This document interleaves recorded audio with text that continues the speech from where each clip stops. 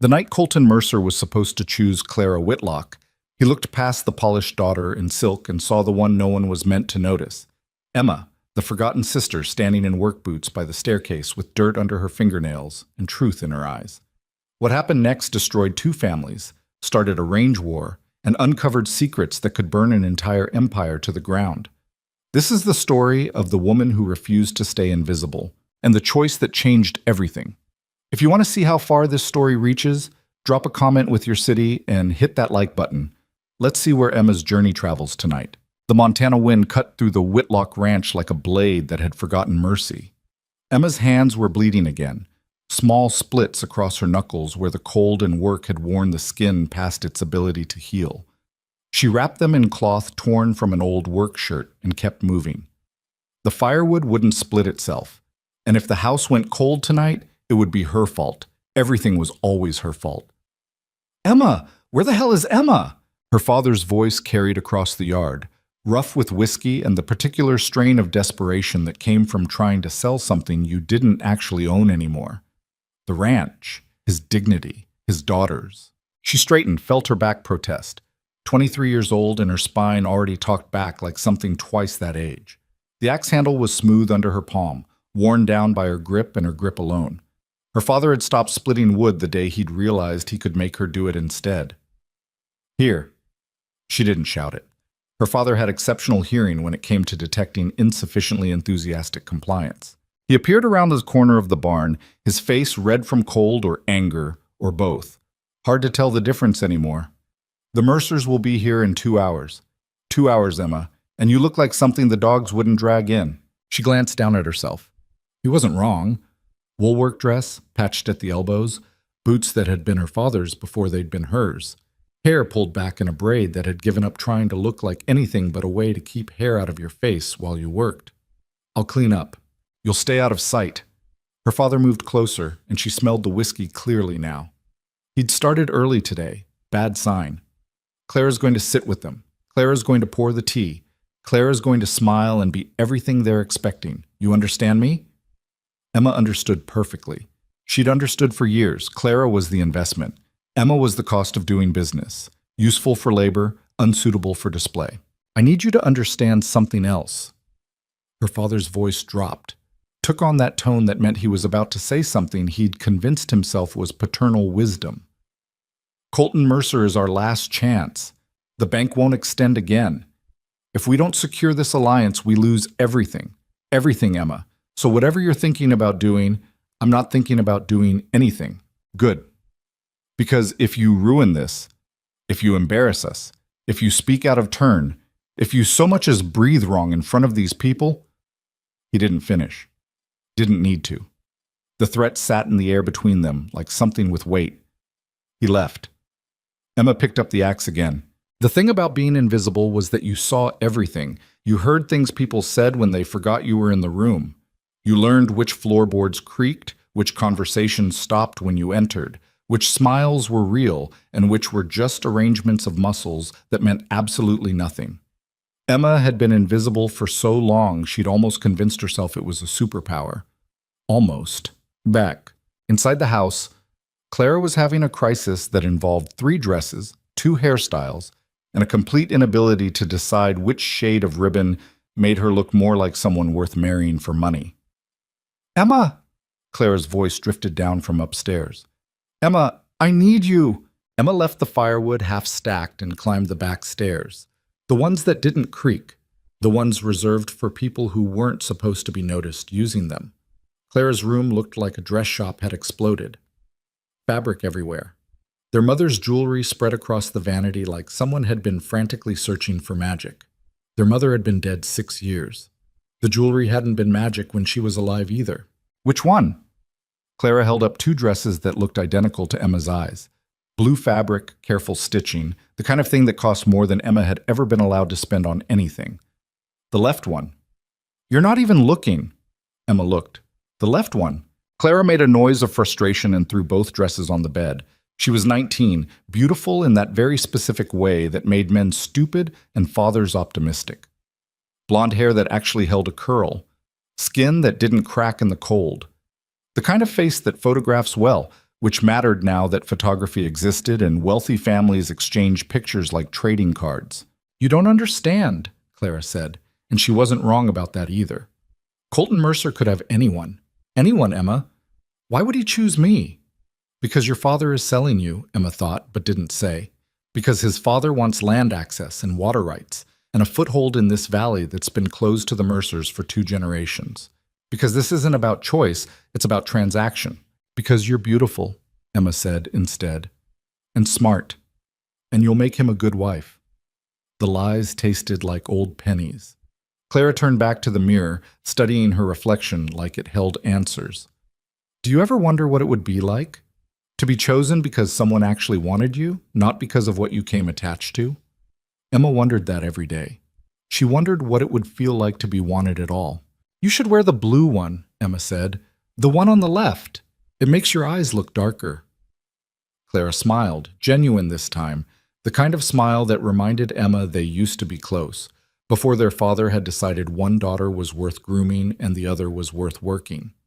"Thank you." "Emma, will you help me with my hair?" And because being invisible meant you were always useful, Emma said yes.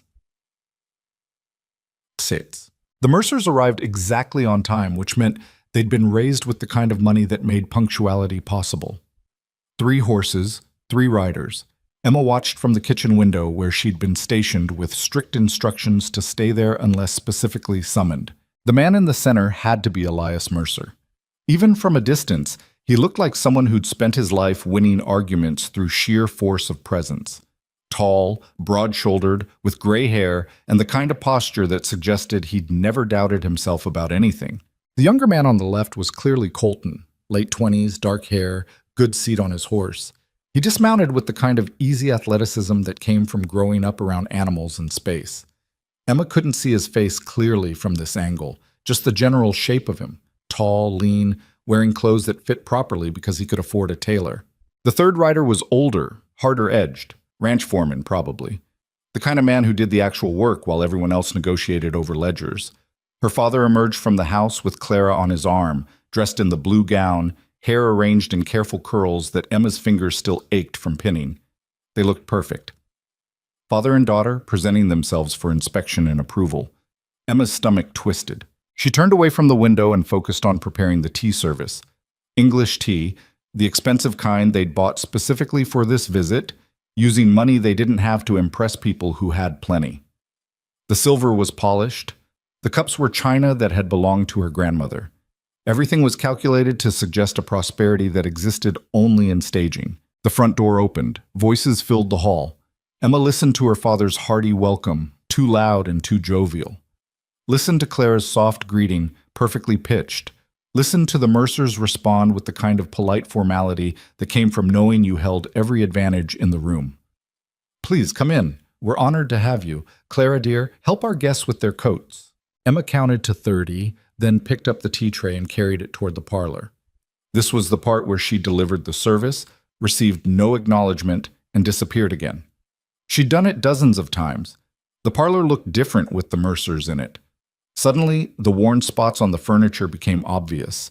The faded curtains, the way the floorboards sloped slightly near the window, where the foundation had settled unevenly over the years. Elias Mercer sat in the best chair, her father's chair, with the casual assumption of someone who was used to taking the best of everything. Colton stood near the fireplace, and this close Emma could actually see his face. Younger than she'd expected. Serious.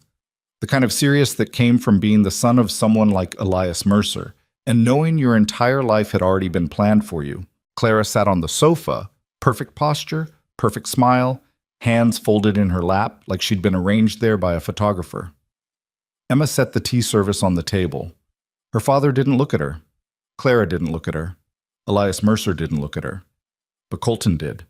Just for a second, a flicker of eye contact that caught Emma completely off guard. She almost dropped the sugar bowl, caught it, set it down carefully, started to turn away. "Thank you," Colton said. Everyone stopped. Her father's expression flickered with something close to panic. Clara's smile tightened. Elias Mercer raised an eyebrow. Emma froze. "You weren't supposed to acknowledge the help. That was the rule. You pretended they were furniture that happened to move." You're welcome, she said, because refusing to respond would have been worse. Emma, her father said, voice tight. That will be all. She left, but she felt Colton's eyes follow her all the way to the door. In the kitchen, Emma's hand shook as she washed the empty serving dishes. That look, that thank you. It shouldn't have meant anything. It didn't mean anything. Men like Colton Mercer didn't see women like Emma. They saw Clara. They always saw Clara. Except he'd looked directly at her, and for just a second she'd felt visible. Dangerous. That's what visibility felt like. Dangerous. From the parlor, she heard the conversation continue. Her father's voice dominating, painting pictures of the ranch's prospects that bore no relationship to reality. Elias Mercer asking pointed questions about acreage and water access. Clara laughing softly at something that probably wasn't funny, and underneath it all, Colton's voice, quieter than the others, measured, asking questions that suggested he actually cared about the answers. Emma dried the dishes, put them away, started preparing dinner, venison stew, using the last of the decent meat, stretching it with potatoes and carrots to feed 7 people on provisions meant for 4. She worked automatically, her hands knowing the motions without needing her brain's input. The kitchen door swung open. Emma turned, expecting her father with more orders. It was Colton. He stood in the doorway, looking almost as surprised to be there as Emma was to see him. For a moment, neither of them spoke. "I'm sorry," he said finally. "I was looking for—" He stopped. "Actually, I don't know what I was looking for." Emma wiped her hands on her apron. "The washroom is back down the hall. Second door on the left." "I know, I saw it. I'm not—" He ran a hand through his hair, and suddenly he looked less like the heir to the Mercer Empire and more like someone who'd gotten himself into a situation he didn't know how to navigate. "Your name is Emma." "Yes." "I'm Colton." "I know." A beat of silence. The kitchen felt too small with him in it. Emma was suddenly painfully aware of her appearance. Work dress, worn apron, hair coming loose from its braid. She probably smelled like firewood and onions. "Your father says you help manage the ranch," Colton said. Emma's laugh came out harsher than she'd intended. "My father says a lot of things." "So you don't help manage it?" "I do most of the actual work. My father manages the talking about it." Colton's mouth twitched, almost a smile. "That's honest." "Honesty's free. Can't afford much else around here." The words were out before Emma could stop them. This was exactly what her father had warned her against, speaking out of turn, revealing things that were supposed to stay hidden, being anything other than invisible. But Colton didn't look offended. He looked interested. "Is that why I'm here?" he asked quietly. "Because your family can't afford much else?" Emma met his eyes directly. Screw it. If she was going to ruin everything, she might as well ruin it completely. "You're here because my father is drowning in debt and thinks selling my sister to your family is his best chance at survival. Your father is here because he wants our water access and our land position. Clara is in that parlor right now performing being the kind of woman you're supposed to want. And I'm here in this kitchen because I'm the daughter nobody's supposed to notice." She waited for him to be shocked, offended, to turn around and march back to the parlor and tell everyone that the older Whitlock daughter was exactly as unsuitable as her father had implied. Instead, Colton leaned against the doorframe. "What do you want, Emma?" The question hit her like a physical blow. No one had asked her that, ever. Not what she could do, or what she should do, or what her father needed her to do. What she wanted. "That's not a relevant question," she said finally. "Why not?" "Because I'm not the one being negotiated over." "Maybe you should be." Emma's heart did something complicated in her chest. "You don't mean that." "Don't I?" Colton pushed off the doorframe, took a step closer. Not threatening, curious, like he was trying to figure out a puzzle. "You know what I've been doing for the last year? Meeting women exactly like your sister, beautiful, polished, perfect. Every single one of them performing the same role. Every single one of them lying about who they actually are because they've been trained to be whatever their fathers think will secure the best match." Clara's not lying. Isn't she? Are you telling me that woman in the parlor is who your sister actually is? Or is she who your father needed her to become? Emma didn't answer because she couldn't, because Colton was right, and they both knew it. "I'm tired," Colton said quietly. "I'm tired of performances. I'm tired of women who've been groomed like show horses. I'm tired of conversations that are really just negotiation tactics disguised as small talk." He looked at Emma with an intensity that made her want to step backward. "You didn't perform. You told me the truth. That was stupid of me. That was brave. Bravery doesn't pay debts." "Maybe it should." Footsteps in the hall. They both heard it. Colton stepped back quickly, and Emma turned to the stove, stirring the stew that didn't need stirring. Her father appeared in the doorway. "Mr. Mercer, we were wondering where you'd gone." His eyes flicked to Emma, sharp with warning. "I got turned around," Colton said easily. "Your daughter was kind enough to redirect me." "Emma is very helpful."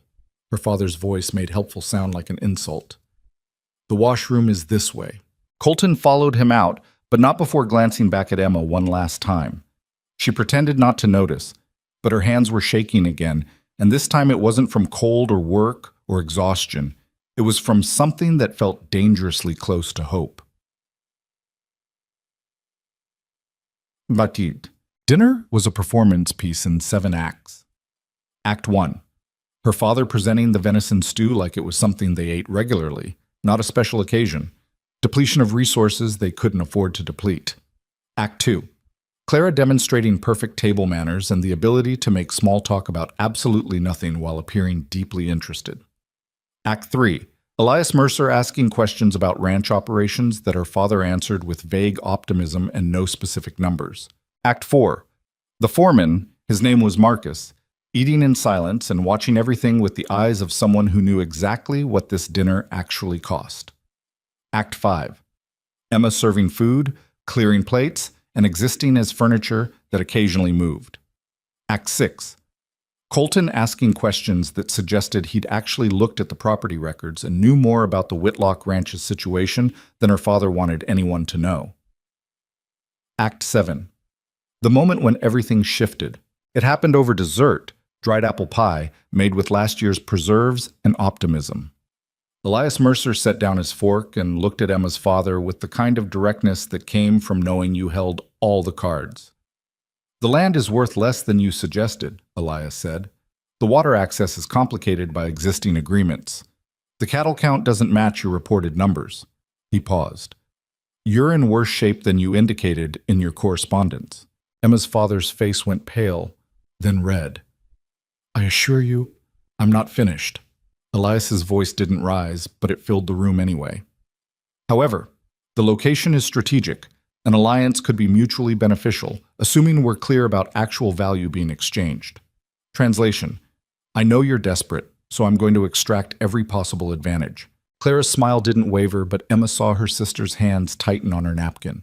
This was the moment. This was where their father sold Clara's future for survival, and everyone at this table would pretend it was romance.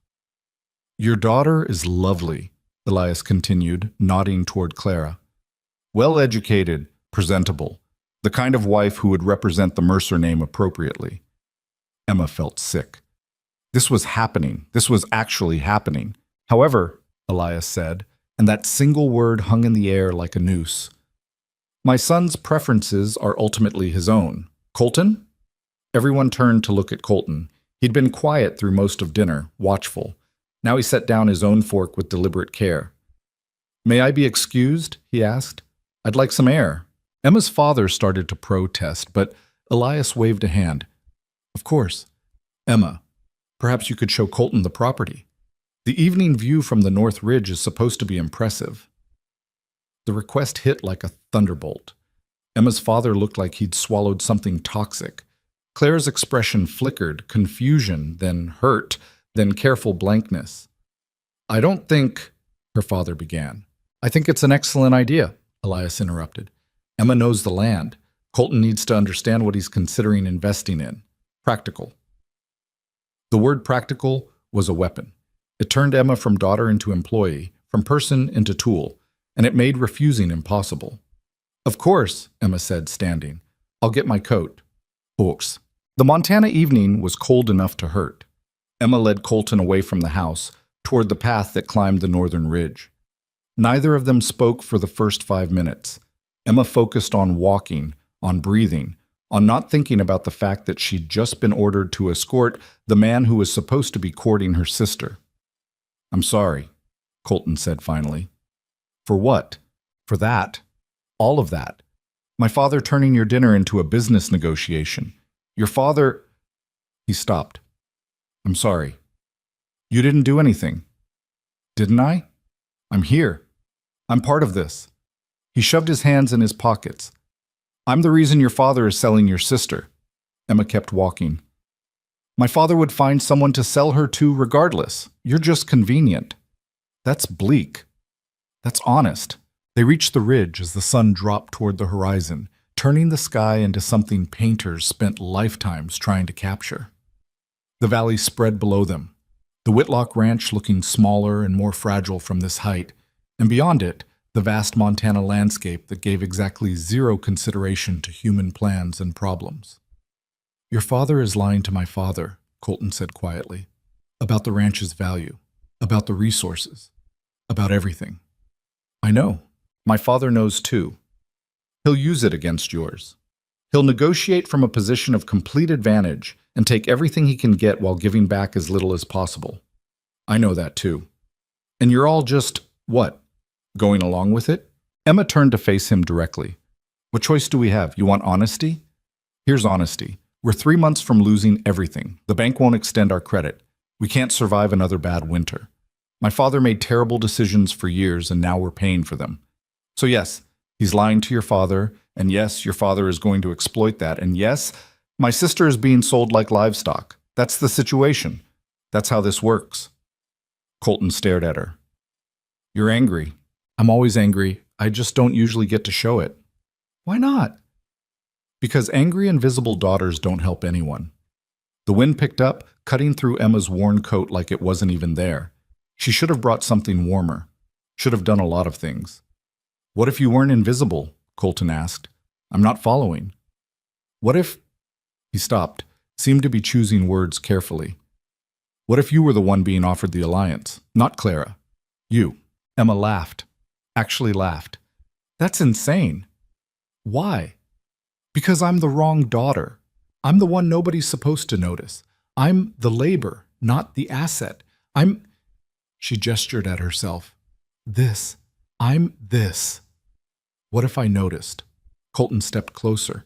"What if I've been noticing since the moment I arrived? What if the woman I saw bringing firewood and speaking truth and actually knowing this land is the one I'm interested in, not the performance in the parlor?" Emma's heart was doing that complicated thing again, but harder this time. Painful. "You don't mean that." "I keep saying things, and you keep telling me I don't mean them. Why?" "Because men like you don't choose women like me." "What if I'm not like other men?" "Everyone thinks they're different. Nobody is." Colton flinched. She'd hurt him. Good. Better to hurt him now than let this ridiculous fantasy continue.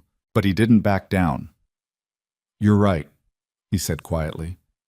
"I'm not different. I'm the son of a man who builds empires by finding people's weaknesses and exploiting them. I was raised to see relationships as transactions and marriage as merger strategy. Everything about my life has been calculated to maintain and expand Mercer power." He met her eyes. "And I'm tired of it. I'm tired of being that person. I'm tired of wanting something real and being offered performance. I'm tired of pretending I don't see what's actually in front of me."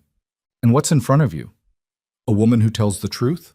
A woman who knows what real work looks like. A woman who's been holding her family together with her bare hands while everyone else pretends not to notice." He paused. "A woman I'd like to know better." Emma's throat tightened. This was dangerous. This was impossibly, catastrophically dangerous. Hope was a luxury she couldn't afford. "Your father wants Clara," she said. "My father expects Clara. Everyone expects Clara. You can't just—" "Can't I?" "No, you can't. Because I'm not. I can't be what you need. I can't be polished and perfect and presentable. I don't know how to host dinners or manage social situations or be the kind of wife someone like you is supposed to have. All I know is work and survival and holding together things that want to fall apart." "Maybe that's exactly what I need," Colton said. The sun dropped below the horizon. Darkness started claiming the valley. Emma felt something shifting, some fundamental change in the air that had nothing to do with temperature. "If you choose me," she said slowly, "you'll destroy both our families. Your father will be furious. Mine will—" She couldn't finish, couldn't articulate what her father would do. "I know. Clara will be devastated. I know. Everyone will think you're insane. I know." Colton reached out, not touching her, just offering his hand. "Emma, I'm not asking you to be something you're not. I'm asking if you'd be willing to be exactly what you are, somewhere else, with someone who actually sees it." Emma looked at his hand, looked at his face, looked back down the ridge at the ranch house where her father and his father were probably already discussing terms of a deal she wasn't supposed to be part of. She thought about invisible daughters and visible futures, about performance and truth, about chains made of obligation and the terrifying freedom of being chosen for real. "This is insane," she said. "Probably. We barely know each other." "Then let's fix that." "I don't—" Emma stopped, started again. "I don't know how to do this, how to be wanted, how to not be invisible." "Neither do I," Colton admitted. "I only know how to be what people expect. Maybe we could figure out the alternative together." It was the together that broke her. Emma took his hand. Walking back to the house felt like marching toward execution. Colton didn't let go of her hand until they were within sight of the windows, and even then Emma felt the loss of contact like something physical. "I need to do this properly," Colton said, "with both families present." "You're really going to—" "Yes." "Colton, they'll destroy you. Your father will—" "Let me worry about my father." He looked at her seriously. "Emma, if you don't want this, tell me now. Tell me now, and I'll walk away. I'll court your sister like I'm supposed to. I'll play the role everyone expects. But if there's any part of you that wants something different, something real, then trust me enough to let me try." Emma couldn't speak, could barely breathe, so she nodded. Once. It was enough. They entered through the front door this time. The parlor had been rearranged for after-dinner coffee. Expensive coffee they couldn't afford, served in cups that were supposed to impress. Her father looked up with an expression of relief that turned to confusion when he saw Emma with Colton. Clara's face was carefully neutral. Elias Mercer watched them with calculating interest. Marcus, the foreman, set down his cup. "This should be interesting," he muttered. "Mr. Whitlock," Colton said formally. "Mr. Mercer, I'd like to make a statement." Emma's father stood. "Of course. Please sit. Have coffee. We have much to discuss regarding—" "I've made my decision," Colton interrupted. The room went silent. Elias Mercer leaned back in his chair, expression unreadable. "That was quick. Sometimes you know," Colton said simply. He looked at Clara. "Miss Whitlock, Clara, you're everything my father suggested. Lovely, educated, gracious. Any man would be fortunate to—" "Don't," Clara said quietly. "Just don't." Colton nodded, turned to Emma. "Emma Whitlock, would you consider—" "No." Elias Mercer's voice cut through the room like a blade. "Absolutely not. Father—" "No. We didn't travel 2 days to make a fool's arrangement.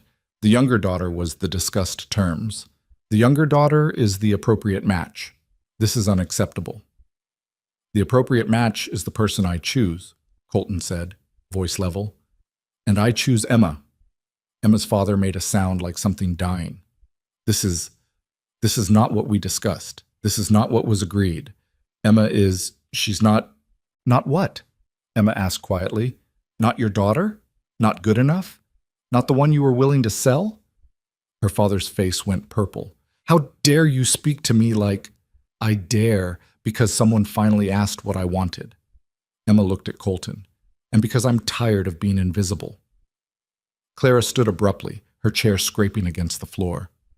"Emma, can I speak with you? Please?" They moved to the corner of the room, out of immediate earshot, but still visible to everyone watching this disaster unfold. "You can't do this," Clara whispered urgently. "Emma, you can't. Father will—" "Father will what?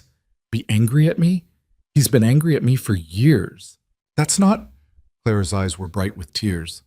I know I'm supposed to be noble about this. I know I'm supposed to say I want you to be happy. But Emma, I needed this. I needed this to work. I needed... Her voice broke. I needed someone to choose me. Just once. I needed to be the one who mattered. The words hit Emma like fists, because she understood exactly what Clara meant. They'd both been tools in their father's hands, just different kinds. Clara performed and was valued. Emma worked and was ignored. But both of them had been denied the thing that actually mattered, being chosen because someone wanted them, not because of what they could provide. I'm sorry, Emma said, and meant it. Clara, I'm so sorry, but I can't turn this down. I can't go back to being invisible, not now that someone finally sees me. And what about me? Clara demanded. Who sees me? Who sees past the performance to the person underneath? Emma didn't have an answer for that. Behind them, the argument between Colton and Elias had escalated. Throwing away strategic advantage for what? A woman who works like a ranch hand. A woman with no social standing, no connections, no ability to represent our family, and a woman who tells the truth, Colton shot back. A woman who knows the difference between appearance and reality. A woman who could actually help build something real instead of just maintaining appearances. You're a fool. Then I'm a fool who's making his own choice. Emma's father had collapsed back into his chair, looking like the world had ended. Which, for him, it probably had. The Mercer Alliance was supposed to save them. Without it, the bank would foreclose. The ranch would be lost. Everything would end. And it would be Emma's fault for being noticed. I should refuse, Emma said quietly to Clara. I should tell him no. I should let you... Don't, Clara interrupted. Her voice was hard now. Don't you dare. Don't you dare take this because you feel guilty. Don't you dare make yourself invisible again because that's what everyone expects. She wiped her eyes roughly. If you do this, if you actually do this, then do it. Own it. Don't apologize for it. Clara. And Emma? Don't waste it. Don't waste being chosen. Some of us don't get that chance at all. Before Emma could respond, her father surged to his feet. Enough! This is madness. Emma, you will refuse this ridiculous proposal. You will apologize to Mr. Mercer and his son for this disruption. You will... No, Emma said. The room froze. What did you say to me? Emma turned to face her father directly. Her hands were steady. Her voice was clear. I said no. I won't refuse. I won't apologize. I won't disappear just because it's convenient for you. You ungrateful. After everything you've what? Worked me like a hired hand? Ignored me? Treated me like I didn't exist? Made it clear every single day that I was the wrong daughter? The disappointment? The one nobody was supposed to notice? Emma's voice rose. I've held this ranch together with my bare hands while you drank and gambled and made terrible decision after terrible decision. And now someone finally sees that. Someone finally values that. And you want me to refuse it because it's not what you planned? If you do this, you're not my daughter. The words should have hurt. Maybe they did. But Emma had been not his daughter for so long that the official declaration barely registered. Fine, she said. Then I'm not your daughter. I'm someone else's choice. She turned to Colton. If you're serious about this, if you really mean it, then I accept. I'll come with you. I'll try to be whatever you need me to be. And if this is a mistake, if you change your mind tomorrow or next week or next month, at least I'll know what it felt like to be chosen. Just once. Colton crossed the room and took her hand again. I won't change my mind. You might. I won't. You're going to regret this, Elias Mercer said coldly. Both of you. This is not how alliances are built. This is not how business is conducted. This is emotional foolishness that will cost us. Then let it cost us, Colton said. I'd rather pay that price than spend my life with a transaction disguised as a marriage. Elias stood. We're leaving. Marcus, get the horses. Father, we're leaving, now. And when you come to your senses, you'll come home and apologize for this embarrassing display. I'm not coming home, Colton said quietly. I'm taking Emma with me. Tonight. And we're getting married. With or without your blessing. The room went silent again. Emma felt like she was watching this happen to someone else. This couldn't be real. Men like Colton Mercer didn't choose women like Emma Whitlock, didn't throw away strategic alliances for honesty and work-worn hands and someone who told the truth instead of performing perfectly. But Colton was still holding her hand, and his father was leaving, and her father was sitting in his chair looking like he'd aged 10 years in 10 minutes. And Clara was standing by the window crying silently, watching her sister walk into the future that was supposed to be hers. "Emma," Clara said, voice breaking, "you really are leaving?" "I think so." Then Clara crossed the room and pulled Emma into a fierce hug. "Then be happy. Be so happy that it justifies all of this. Be so happy that I can tell myself it was worth it." "I'll try." "Don't try. Do it." Clara stepped back, wiping her eyes. "And Emma, if he ever makes you invisible again, you leave. You understand me? You leave, and you come find me, and we'll figure something else out." Emma nodded, not trusting her voice. Colton was gathering his coat. Marcus had returned with the horses. Elias Mercer was already outside, radiating fury. Emma had no belongings to pack. Everything she owned could fit in a single bag, and none of it was worth taking anyway. At the door, she turned back one last time. Her father wouldn't look at her. Clara was still crying. The house looked exactly the same as it had that morning when she'd been splitting firewood and bleeding from cracks in her hands. But Emma was different. Emma had been chosen, and chosen meant visible. She stepped outside into the cold Montana night and climbed onto the spare horse Marcus brought forward. Colton mounted beside her. They rode away from the only home Emma had ever known, toward a future she couldn't begin to imagine. Behind them, the Whitlock Ranch grew smaller in the darkness. In front of them, the Mercer Ranch waited, along with everything that came with being visible, valued, and voluntarily chosen. For the first time in Emma's 23 years, she wasn't invisible anymore. She just hoped she could survive being seen.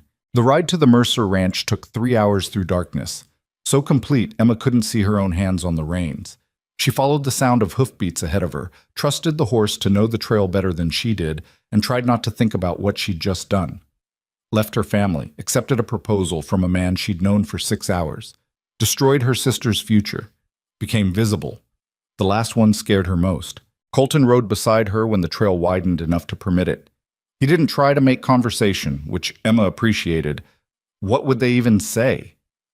The enormity of the decision sat between them like a third rider, silent and massive.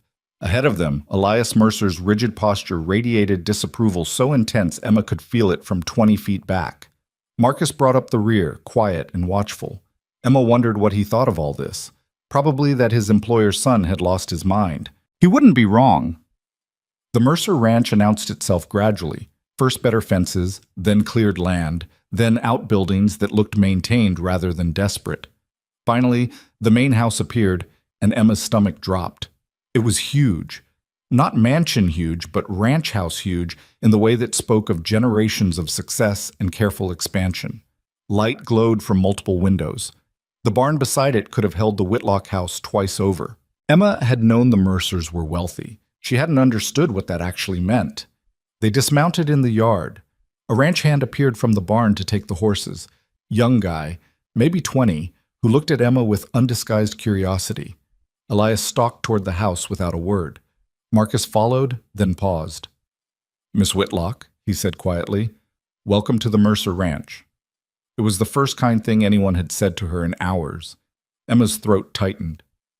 "Thank you." "You're going to need that spine of yours," Marcus continued. "The one you showed back at your father's house. You're going to need it here too." Then he followed Elias inside, leaving Emma and Colton alone in the yard. "I should probably apologize," Colton said. "For what?"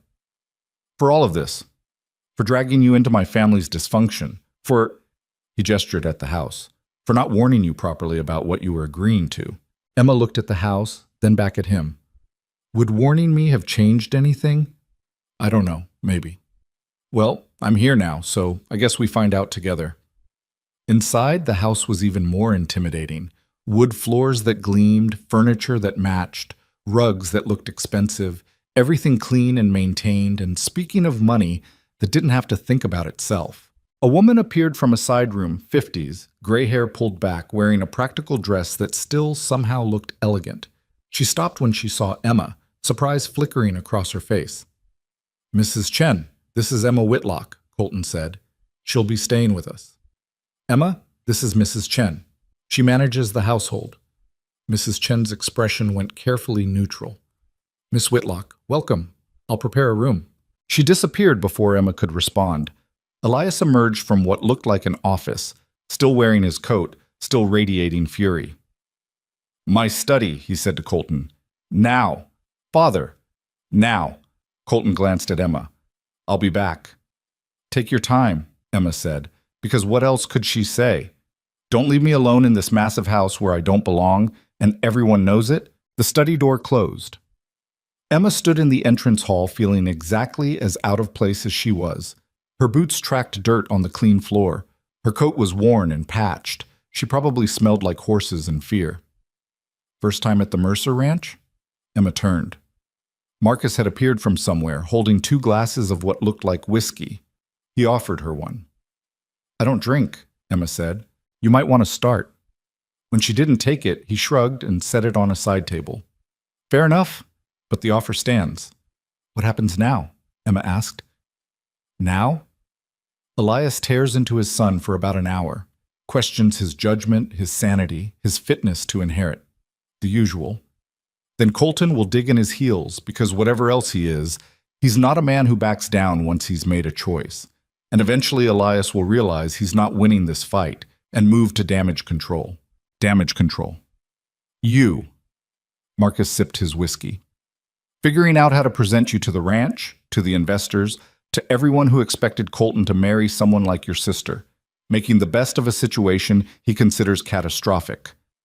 Emma's hands tightened into fists. "I'm not a situation." "No, but you are a problem, at least in Elias's eyes." Marcus studied her. "Question is, are you going to let him treat you like one?" Before Emma could answer, raised voices erupted from the study. Not loud enough to make out words, but the tone was clear. Argument. Anger. Emma flinched.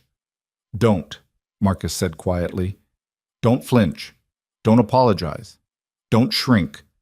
You stood up to your father tonight. You're going to have to stand up to Elias too, or he'll roll right over you. I don't know how to fight men like him." "Sure you do. Same way you fought your father. With truth. With spine. With refusal to disappear." Marcus finished his whiskey.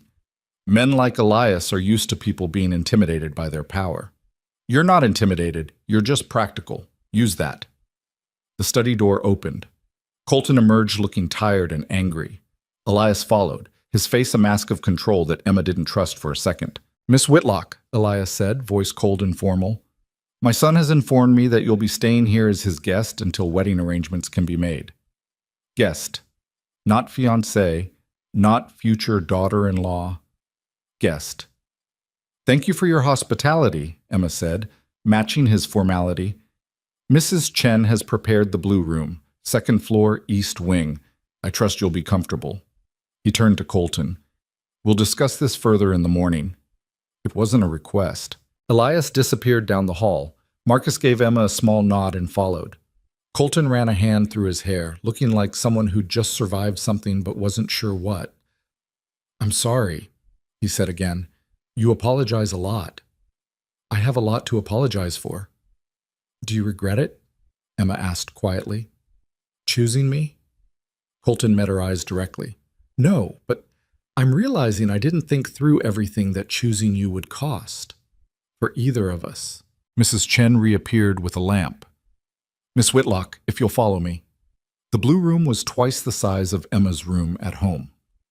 Clean, warm, a real bed with quilts that looked handmade and expensive, a wardrobe, a writing desk, a window that probably had a view Emma couldn't see in the darkness. "There's water in the basin," Mrs. Chen said. "Fresh towels. If you need anything, pull that cord and someone will come." She paused at the door. "Breakfast is at 7. We keep ranch hours here." "Thank you." Mrs. Chen hesitated, then spoke again. "Miss Whitlock, I don't know what happened tonight. I don't know what arrangement brought you here. But this house runs on honesty and hard work. If you're planning to be part of it, those are the currencies that matter." "I understand." "I hope so. Good night." Alone in the blue room, Emma sat on the edge of the bed and tried to process everything that had happened in the last 6 hours. This morning she'd been invisible. Tonight she was a guest in the Mercer house, engaged to a man she barely knew, having destroyed her sister's future and her father's plans. Her hands were still cracked and bleeding. That, at least, was familiar. She washed using water from the basin, hot water which felt like impossible luxury. Changed into the nightgown Mrs. Chen had left folded on the bed, climbed under quilts that smelled like cedar and something expensive, and lay awake until dawn, wondering what she'd actually agreed to. Morning came with a knock on the door. Emma, who'd maybe slept 2 hours total, struggled to orient herself. Wrong room, wrong bed, wrong everything. "Miss Whitlock?" Mrs. Chen's voice. "Breakfast in 30 minutes." Emma dressed in yesterday's clothes, the only clothes she had, and tried to do something with her hair that didn't look like she'd spent the night wrestling with panic. Failed. Gave up. Headed downstairs following the smell of coffee and bacon. The dining room held a long table that could seat 12. Currently, it held 4. Elias at the head, Colton and Marcus on one side, an empty chair that was apparently Emma's on the other. She slid into it, hyper-aware of 3 sets of eyes tracking her movement. "Good morning," Colton said. "Morning." Mrs. Chen appeared with coffee. Emma accepted it gratefully, wrapped her hands around the cup for warmth and comfort. Elias set down his newspaper. "Miss Whitlock, my son informs me you're familiar with ranch operations." "Yes, sir." "How familiar?" Emma looked up from her coffee. "I can ride, rope, brand, birth livestock, mend fence, track water rights, negotiate with suppliers, manage seasonal labor, and keep books. I can shoot well enough to handle predators. I know which land is good for grazing and which needs rotation. I can tell you which cattle are worth keeping and which should be sold before winter." Silence. Marcus was smiling into his coffee. Colton looked impressed. Elias's expression was unreadable. "Your father didn't mention those qualifications," Elias said finally. "My father doesn't notice what I do. He notices what I fail to do." Emma met his eyes directly. "I'm not Clara. I can't host dinners or make small talk or be decorative, but I can work, and I understand land." "Noted." Elias returned to his newspaper. "You'll ride out with Marcus this morning. He'll show you the property. I want your assessment of our eastern grazing situation by this afternoon." "Father," Colton started, "if Miss Whitlock is going to be part of this family, she should understand what she's joining, unless she was lying about her capabilities." It was a test. Emma recognized tests. She'd been taking them her whole life. "I wasn't lying." "Good. Marcus, you leave in an hour." Elias stood. "Colton, my study. We have business to discuss." The men left. Emma sat alone at the massive table, drinking expensive coffee and wondering what she'd just signed up for.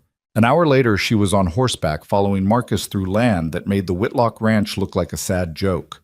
Thousands of acres, good fences, healthy cattle, water rights clearly marked, everything maintained, organized, and running like someone actually understood what they were doing. "Eastern grazing," Marcus said, gesturing toward a wide valley. "We're getting pressure from the Caro Ranch. They claim we're overstepping boundaries. Elias says we're not. Situation's getting tense."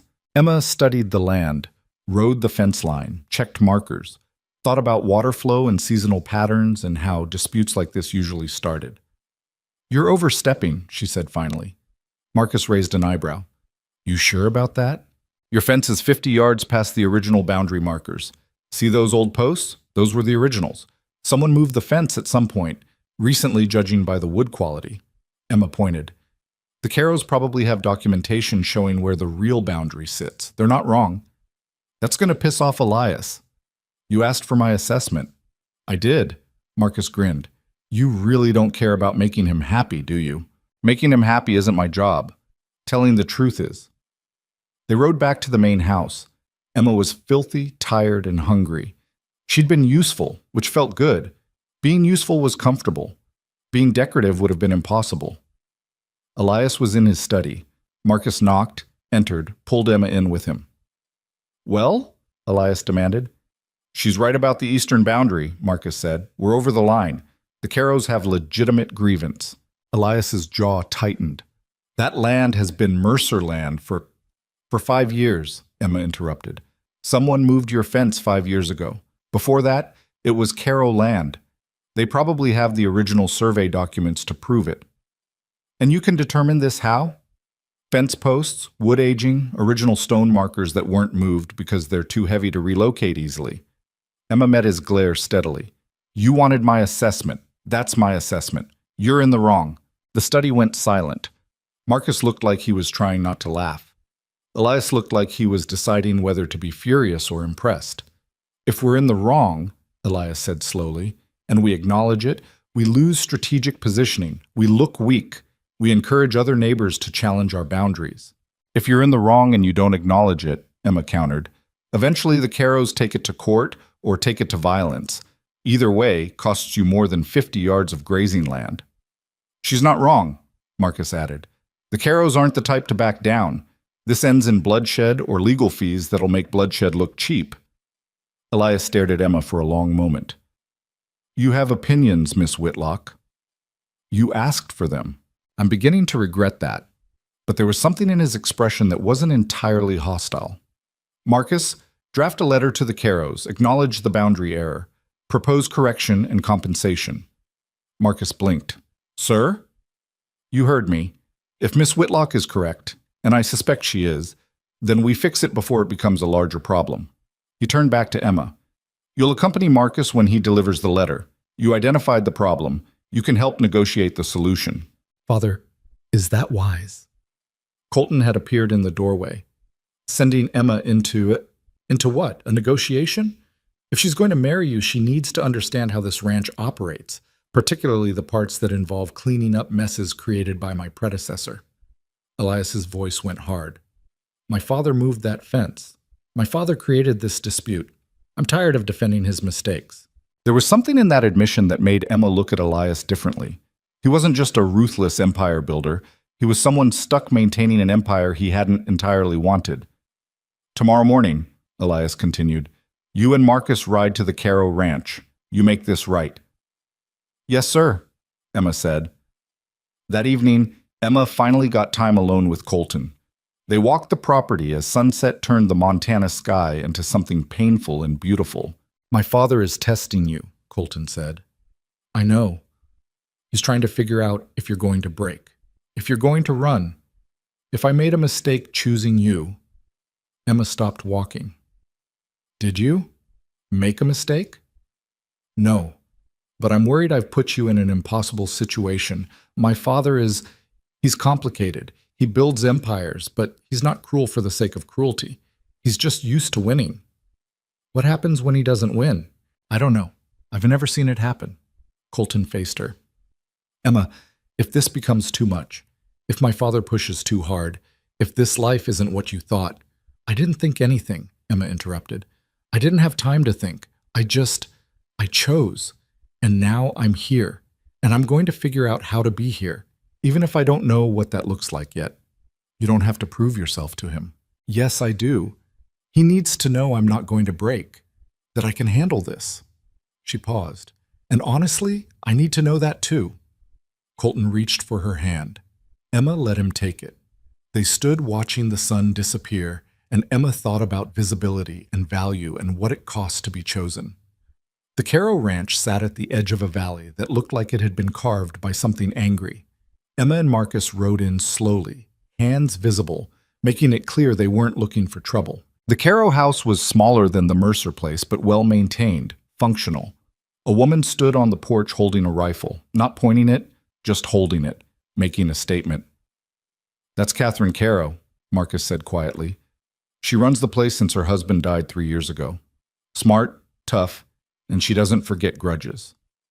Great, Emma muttered. They dismounted. Catherine watched them approach, expression neutral. Mrs. Carrow, Marcus said. I'm Marcus Blake, foreman at the Mercer Ranch. This is Emma Whitlock. We're here to discuss the boundary dispute. Discuss? Well, Catherine repeated. That's a polite word for what's been happening. Yes, ma'am, which is why we're here. To make things right. Catherine's eyes shifted to Emma.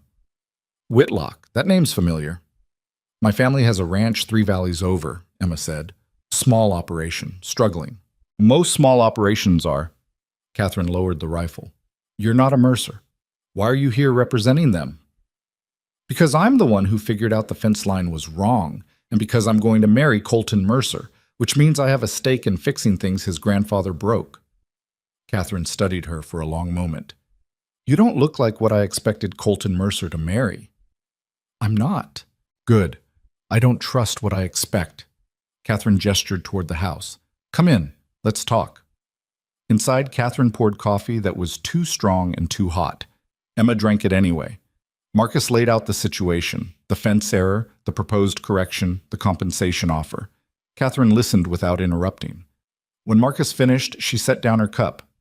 How'd you figure it out? She asked Emma. The fence error, original stone markers, wood aging on the posts, water flow patterns that suggested the boundary was further east than current positioning. You know land. I grew up working it. Catherine nodded slowly. Most people in your position would have kept quiet, defended the Mercer claim. Why didn't you? Emma thought about that. Because being wrong and defending it anyway just makes you wrong longer. And because I don't want to build a life on lies and stolen ground. Even if it costs you? Especially then. Catherine smiled, sharp and genuine. I like you, which is unfortunate because I was prepared to hate anyone associated with the Mercers. She turned to Marcus. Your compensation offer is insultingly low. It's what Elias authorized. Then go back and tell Elias that Catherine Caro says he can shove his insulting offer up his... She stopped, glanced at Emma. You have delicate sensibilities. Not particularly.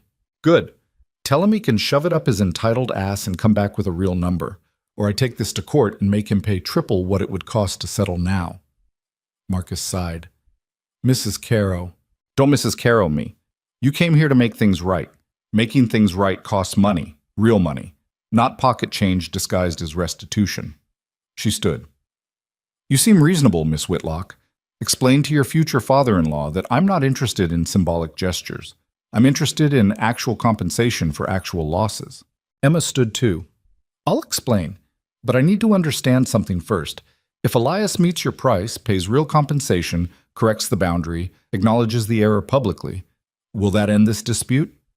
Or are we settling one problem only to discover 6 more? Catherine's expression shifted, something like respect crossing her face. Smart question. Yes, it'll end the dispute. I'm not interested in being enemies with the Mercers. I'm interested in being treated fairly. Big difference. Good. Then I'll make sure Elias understands that, and I'll make sure he pays fairly. You have that kind of influence? Emma thought about Elias, about tests, about proving she could handle this. I will by the time I'm done. Riding back to the Mercer ranch, Marcus was quiet for a long time. Finally, he spoke. You're either very brave or very stupid. Why can't I be both? He laughed. Fair. But Emma, you just promised Catherine Caro something you might not be able to deliver.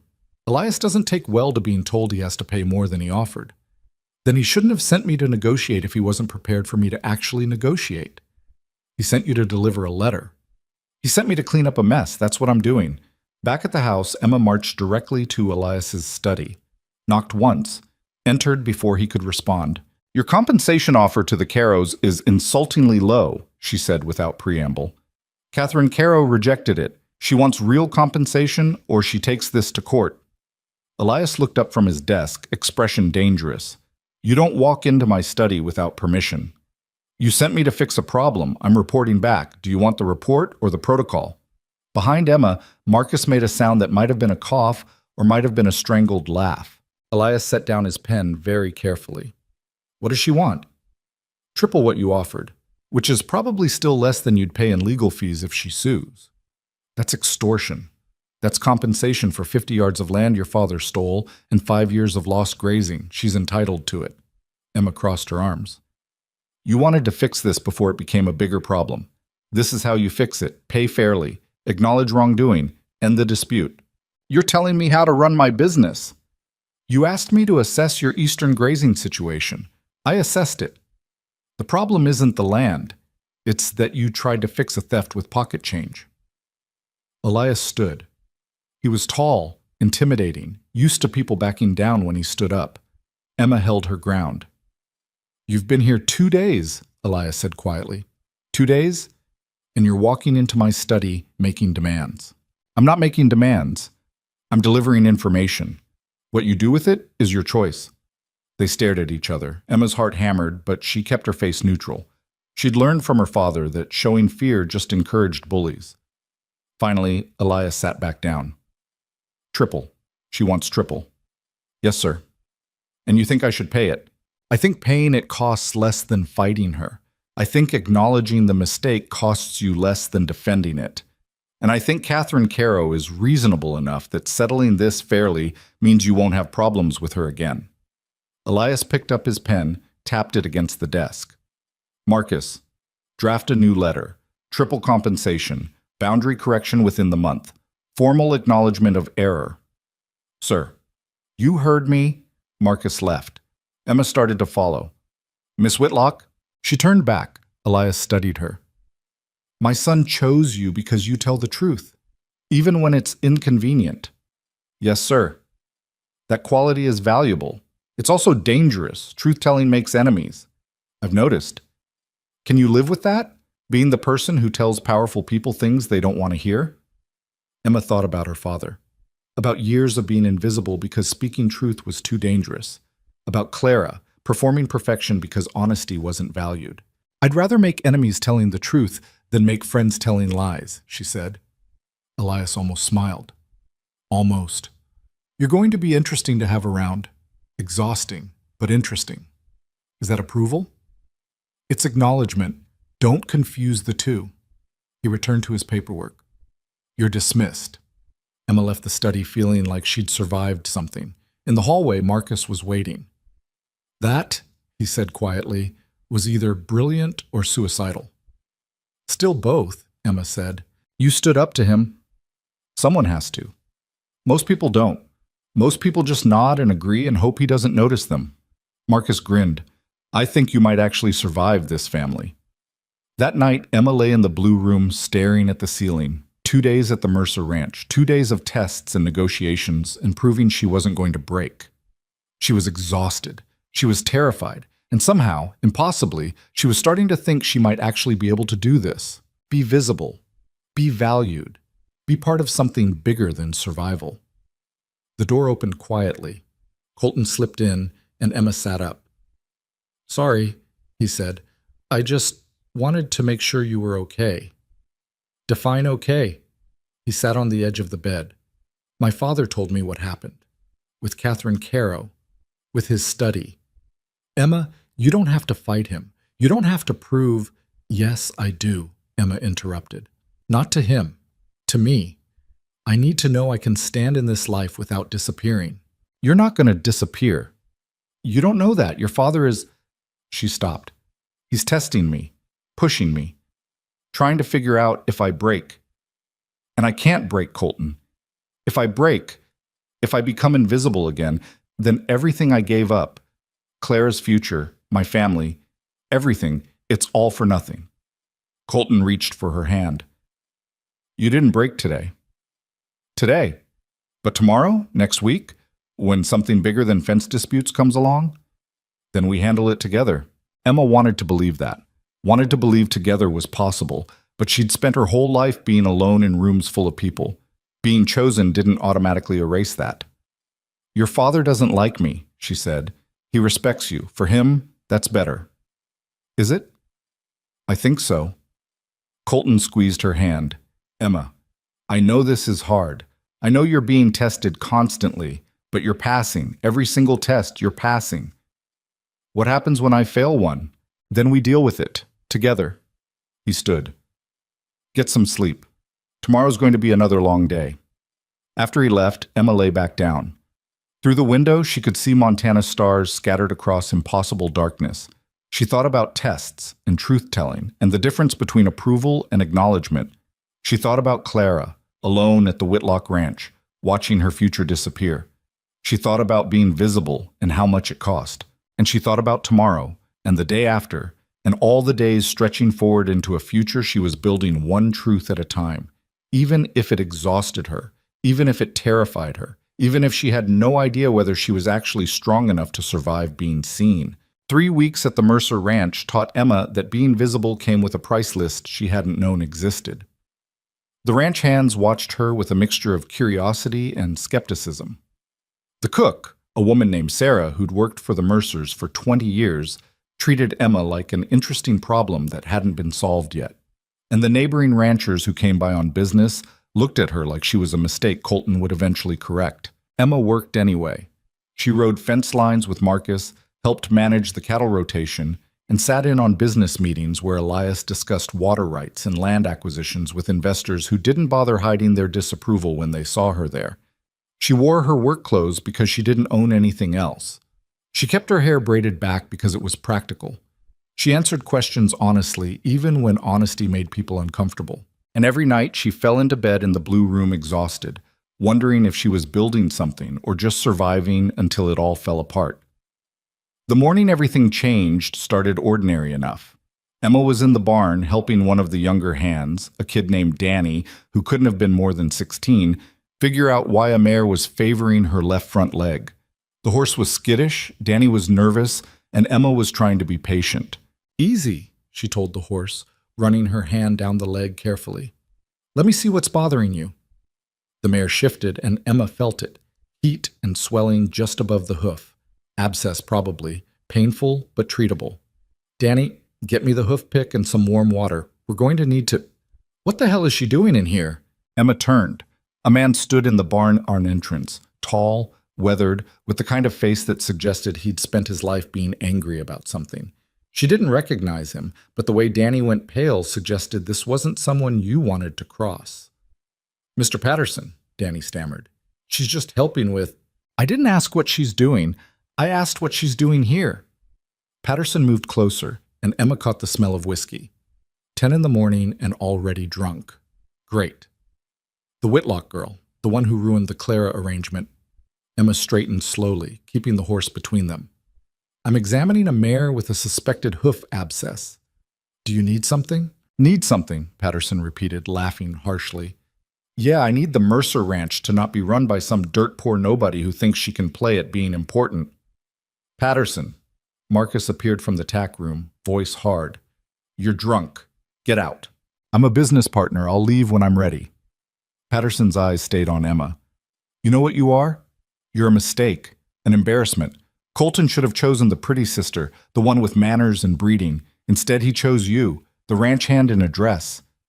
Emma's hands tightened on the mare's lead rope. She'd heard worse. Her father had said worse. This shouldn't hurt. It hurt anyway. "That's enough," Marcus said, moving between them.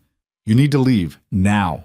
"Or what? You'll throw me out? I'm an investor. I have every right to— "You have the right to conduct business, not to harass people." Colton's voice came from the barn entrance, cold and sharp. "And your investment is minor enough that we could buy you out tomorrow without noticing the cost." Patterson turned, swaying slightly. "Your father wouldn't— My father isn't here, I am, and I'm telling you to leave before I have Marcus physically remove you." For a moment, Emma thought Patterson might push it, might say something else, might try to assert whatever authority he thought he had. But Colton's expression was granite, and even drunk, Patterson apparently had enough sense to recognize a losing fight. "This ranch is going to hell," Patterson muttered, stumbling toward the entrance. "Mark my words. Going straight to hell." He left. The barn settled into tense silence. Danny looked like he wanted to disappear into the nearest stall. Marcus was still standing with his shoulders tight, ready for a fight that hadn't happened. Emma went back to examining the mare's hoof because standing still meant thinking about Patterson's words, and thinking about them meant acknowledging how much they'd landed. "Emma?" Colton's voice was softer now. "Are you—" "I'm fine. Horse needs treatment.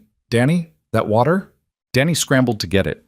Emma focused on the abscess, on the practical steps of treatment, on anything except the fact that she was apparently a mistake and an embarrassment, and everyone knew it. Later, after the mare was treated and Danny had been sent off with instructions for follow-up care, Emma found herself alone in the barn with Colton.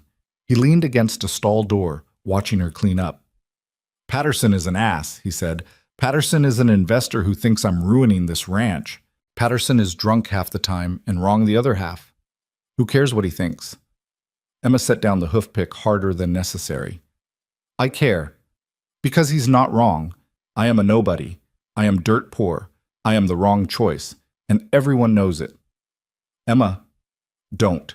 Don't tell me it doesn't matter. Don't tell me I'm imagining it. I see how people look at me. I hear what they don't say.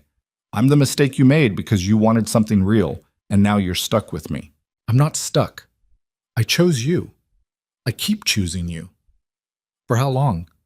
The words came out sharper than Emma intended. How long before you realize Patterson's right? That I can't be what this ranch needs? That I can't represent the Mercer name appropriately?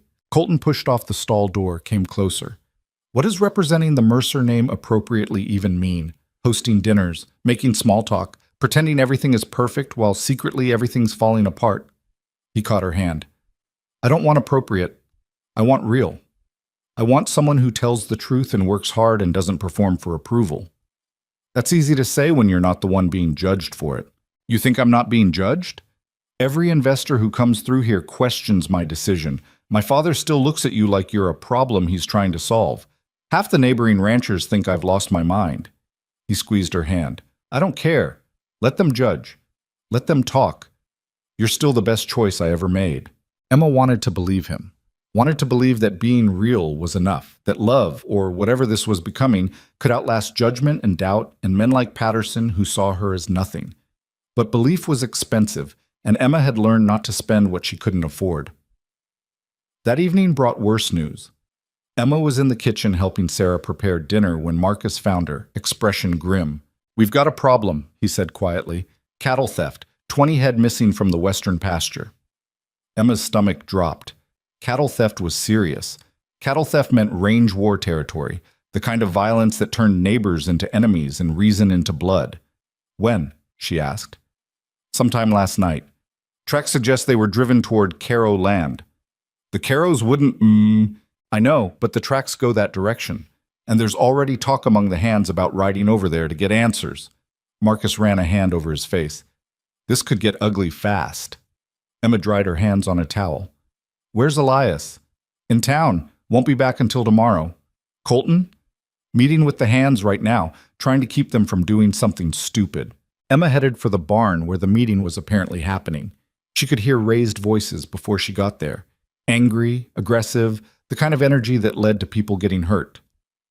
Let them steal from us and do nothing? One of the older hands, a man called Stevens. That's weakness.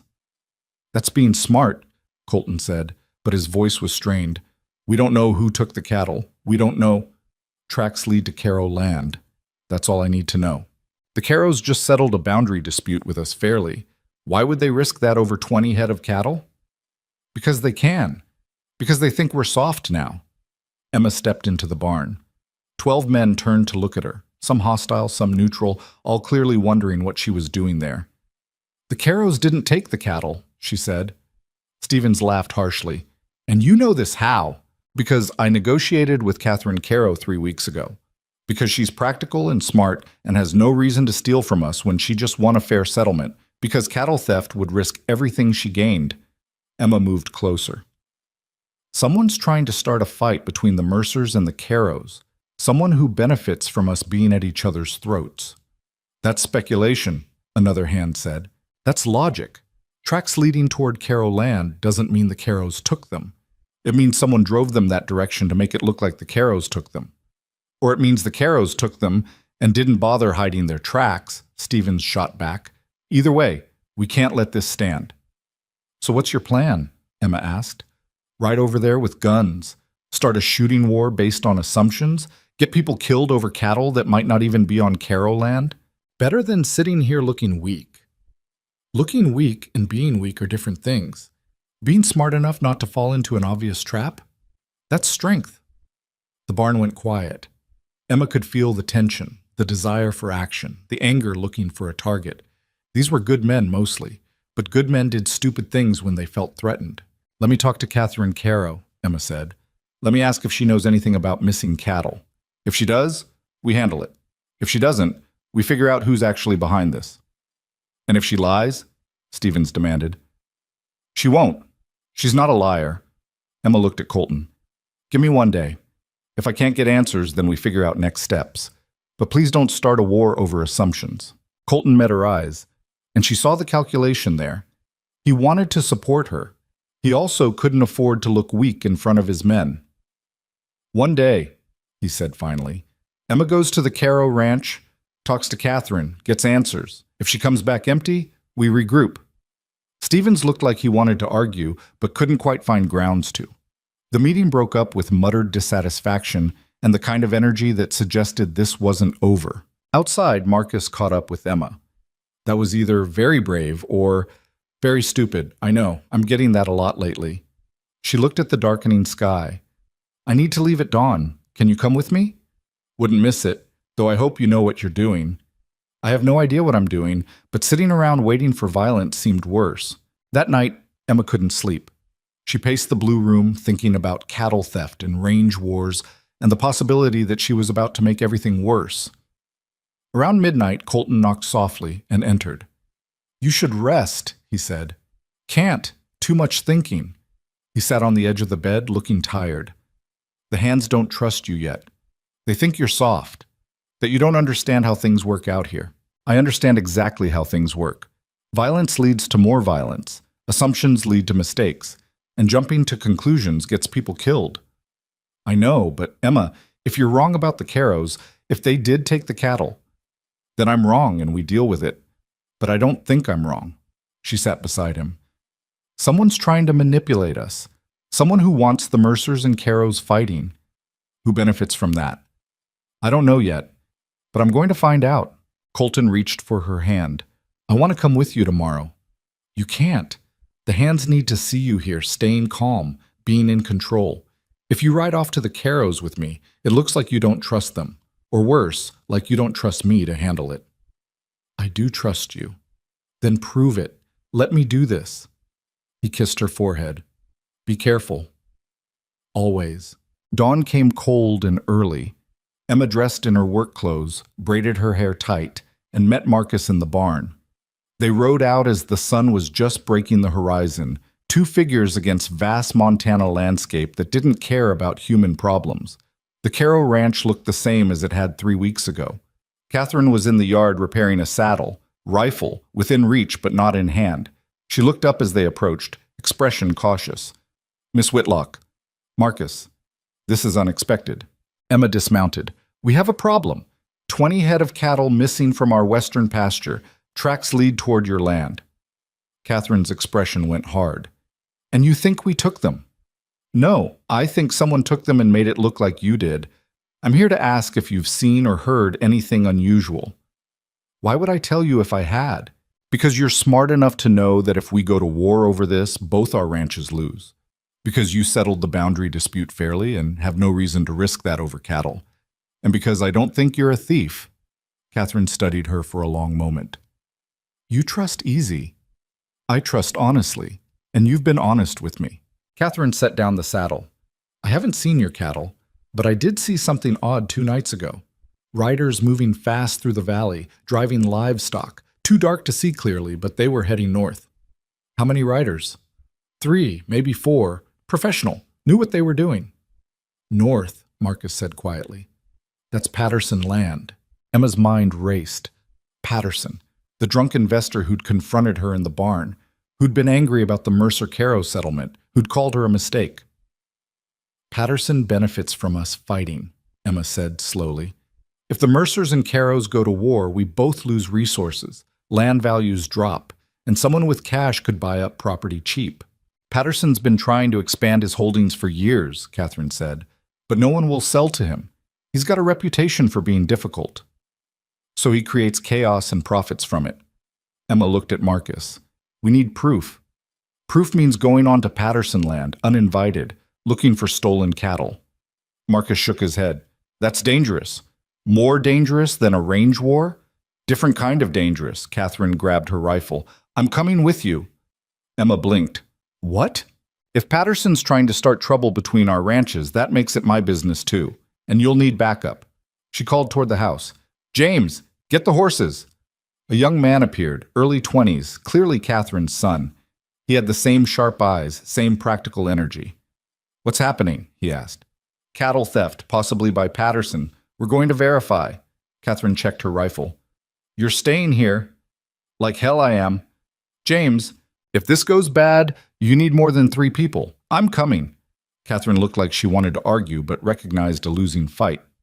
Fine, but you follow my lead. No heroics.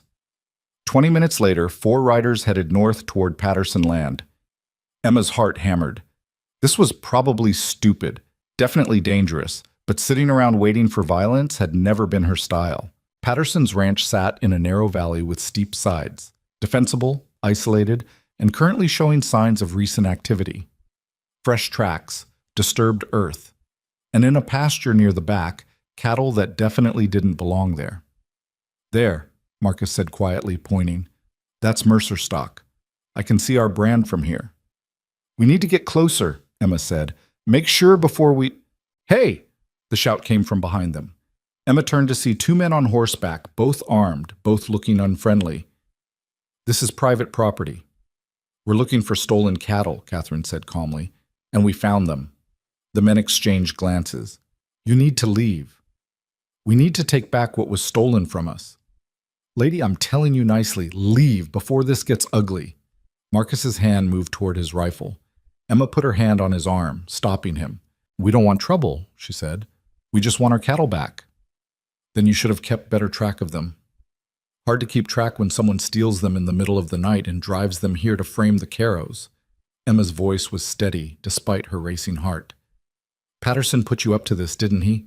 Steal Mercer cattle, drive them toward Carrow land, start a fight. What's he paying you?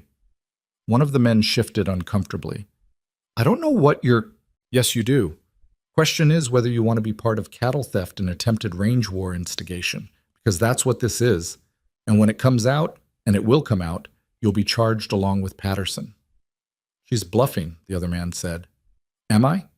There are 4 of us here as witnesses. We can see the stolen cattle. We can testify about this conversation. Emma gestured at the valley. Is whatever Patterson's paying you worth prison time? The men looked at each other again. The first one's resolve was clearly wavering. Look, he said finally, we're just hired hands. Patterson told us to move the cattle, said they were his. We didn't know. You knew, Emma interrupted, but you're in too deep to back out now. So here's what's going to happen. You're going to help us drive these cattle back to Mercerland. You're going to tell the truth about who hired you, and in exchange, we'll testify that you cooperated. Patterson will kill us. Patterson will try to kill you either way. At least this way you're on the right side when the law gets involved.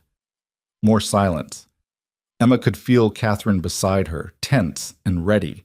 Marcus was watching both men carefully. James had his rifle ready, but not raised. Finally, the first man sighed. 20 head, right? In that back pasture? 20 head. We'll help you drive them out, but Patterson finds out we helped you, said. Then you come work for the Mercers or the Carrows, Catherine said. We don't abandon people who do the right thing. It took 2 hours to drive the cattle back toward the boundary between Mercer and Carrow land. The 2 ranch hands, names were Cole and Ben, talked while they rode, confirming what Emma had suspected. Patterson had hired them to steal the cattle, drive them toward Carrow land, and create the appearance of Carrow theft. He'd been planning to buy up land cheap once the resulting violence destabilized both ranches. How many times has he done this? Emma asked. This is the first, Cole said, but he's been talking about it for months, waiting for the right opportunity. The Carrow settlement was the opportunity, Marcus said grimly. Fresh agreement, tension still high. Perfect time to create doubt. They reached Mercerland as the sun started dropping toward the horizon. The ranch hands were there waiting, including Stevens, who looked disappointed that they'd solved this without violence. Found the cattle? Emma said, climbing down from her horse. Patterson took them. His men confessed. We have the full story. Stevens looked at Cole and Ben. These 2? These 2 are going to testify. They cooperated. They helped us return the cattle. Emma's voice went hard. And if anyone has a problem with that, take it up with me. No one took it up with her. That evening, Elias returned from town to find his stolen cattle returned, Patterson's scheme exposed, and Emma sitting in his study with the full report. He listened without interrupting, face unreadable. You rode onto Patterson's land, he said when she finished, without my permission, without backup beyond Marcus and the Carrows. Yes, sir. You confronted armed men, negotiated with thieves, brought back our cattle, and secured testimony that'll put Patterson in prison. Yes, sir. Elias leaned back in his chair. You could have been killed. I could have let your ranch hands start a war. Seemed like the worst option. It was reckless. It was necessary. They stared at each other. Emma refused to look away, refused to apologize for doing what needed doing. Finally, Elias almost smiled. Almost. You're either very stupid or very brave. I haven't decided which. Why can't I be both? He actually laughed at that. You and Marcus, same answer. He stood. Patterson will face charges. The hands you brought back, Cole and Ben, will work here. We'll pay them fairly and protect them from retaliation. And you, Miss Whitlock, will stop taking these kinds of risks. I can't promise that. I know. Which is why you're exhausting. But there was something like approval in his voice now. Real approval, not just acknowledgement. Catherine Caro helped you? She did. She saw Riders 2 nights ago, gave us the lead that pointed to Patterson. So the settlement you pushed me into paid off? Yes, sir. Noted. He moved toward the door, then paused. Emma, my son chose well. I thought he'd made a mistake. I was wrong. The words hit Emma like a physical blow. She'd been waiting for approval, for acceptance, for proof that she wasn't the mistake Patterson had called her. And here it was. Not effusive, not emotional, just simple acknowledgement from a man who didn't give acknowledgement easily. Thank you, she managed. Don't thank me. You earned it. He left.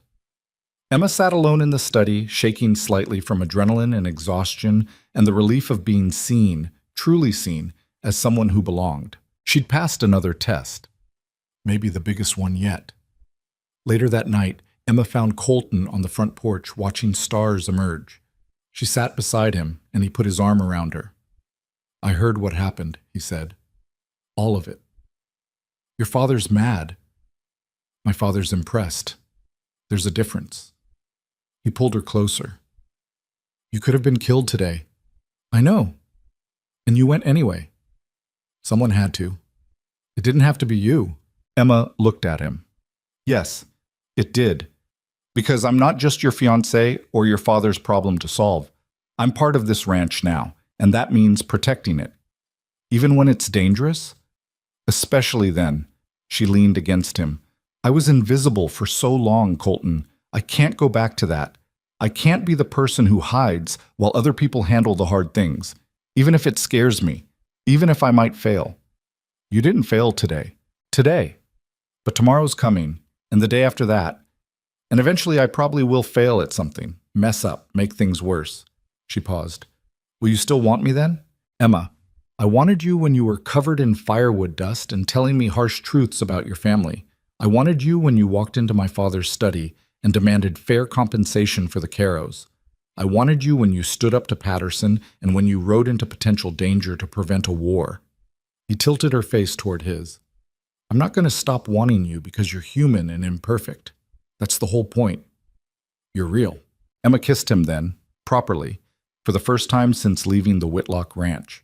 And it felt like sealing something, like making visible what had been forming between them for weeks. When they broke apart, she was crying.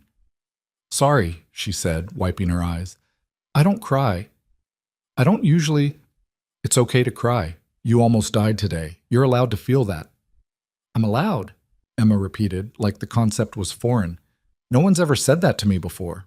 Well, I'm saying it now. You're allowed to be scared. You're allowed to cry. You're allowed to not be perfect all the time. Emma leaned against him again, letting herself be held, letting herself be vulnerable in a way she'd never been able to afford before. And for the first time since coming to the Mercer Ranch, she thought maybe she could actually build a life here. Not a perfect life, not an easy life, but a real one, with someone who saw her completely and chose her anyway. The stars wheeled overhead, indifferent and eternal. The Montana night wrapped around them. And Emma Whitlock, the forgotten daughter who'd refused to stay invisible, let herself believe in something she'd never thought possible. That being chosen could last. That being seen didn't have to be dangerous. That home could be something you built instead of something you survived. She was still scared, still exhausted, still wasn't sure she was strong enough for everything coming. But tonight, held by someone who actually wanted her, Emma let herself rest. Tomorrow would bring new tests, new challenges, new opportunities to fail or succeed. But tonight, she'd earned the right to simply be. Visible, valued, voluntarily chosen, and desperately, impossibly beginning to hope that it might actually be enough. The peace lasted exactly 6 days.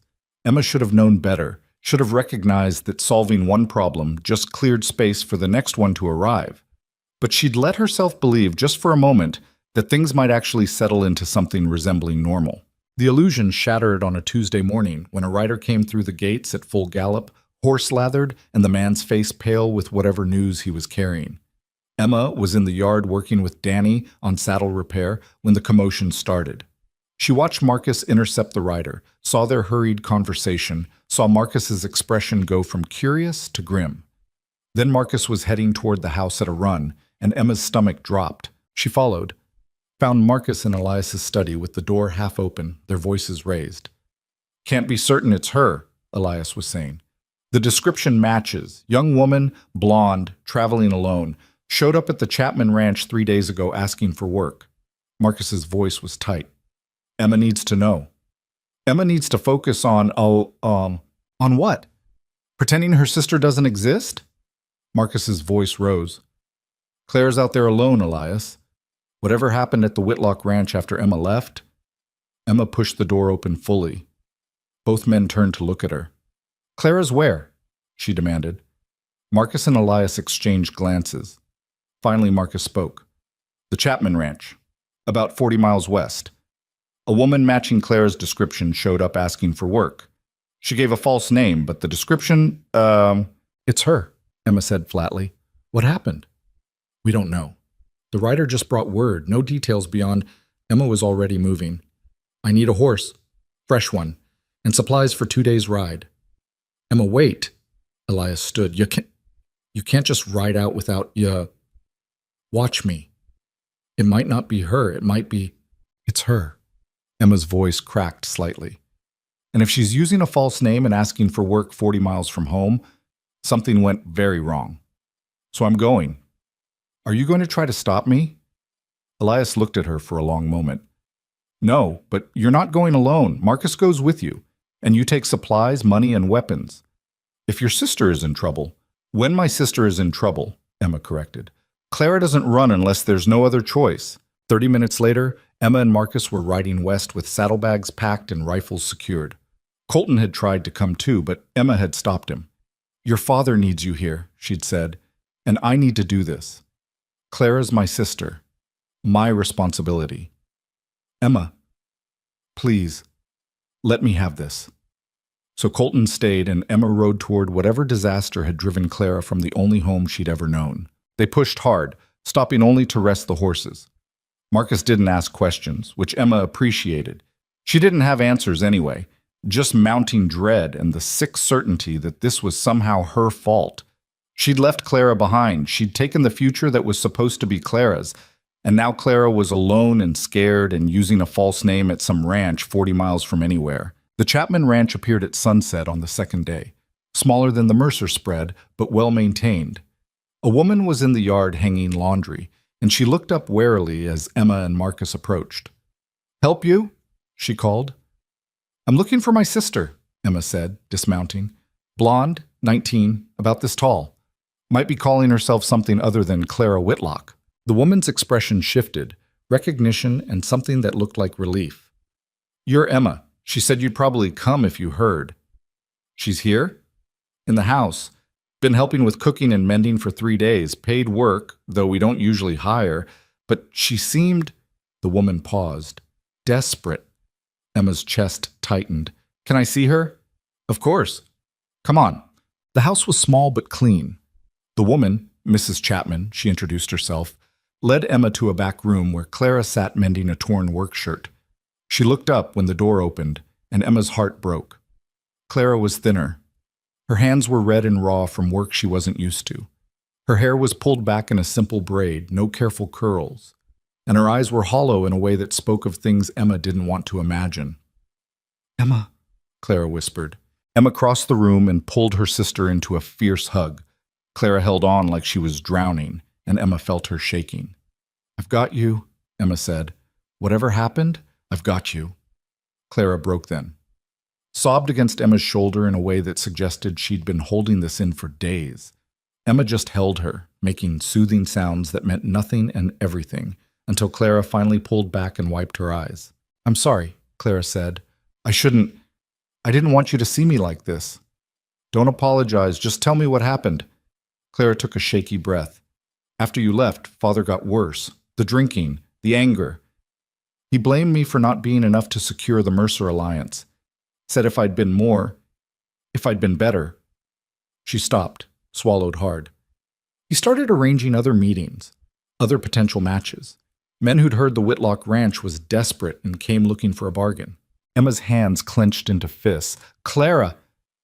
"One of them was worse than the others. Older, mean drunk. Father didn't care. Said I had a responsibility to save the family, that it was my duty." Clara's voice went flat. "He signed a marriage contract 3 weeks ago, without asking me. Just signed it." "Who?" "Thomas Reeves, owns property north of Father's ranch, 47 years old. 2 previous wives, both dead. Everyone knows he—" Clara stopped. "Everyone knows what he is, but he had money. That's all Father cared about." Emma felt sick. Thomas Reeves, she knew the name, knew the reputation, a man who bought wives the way other people bought livestock.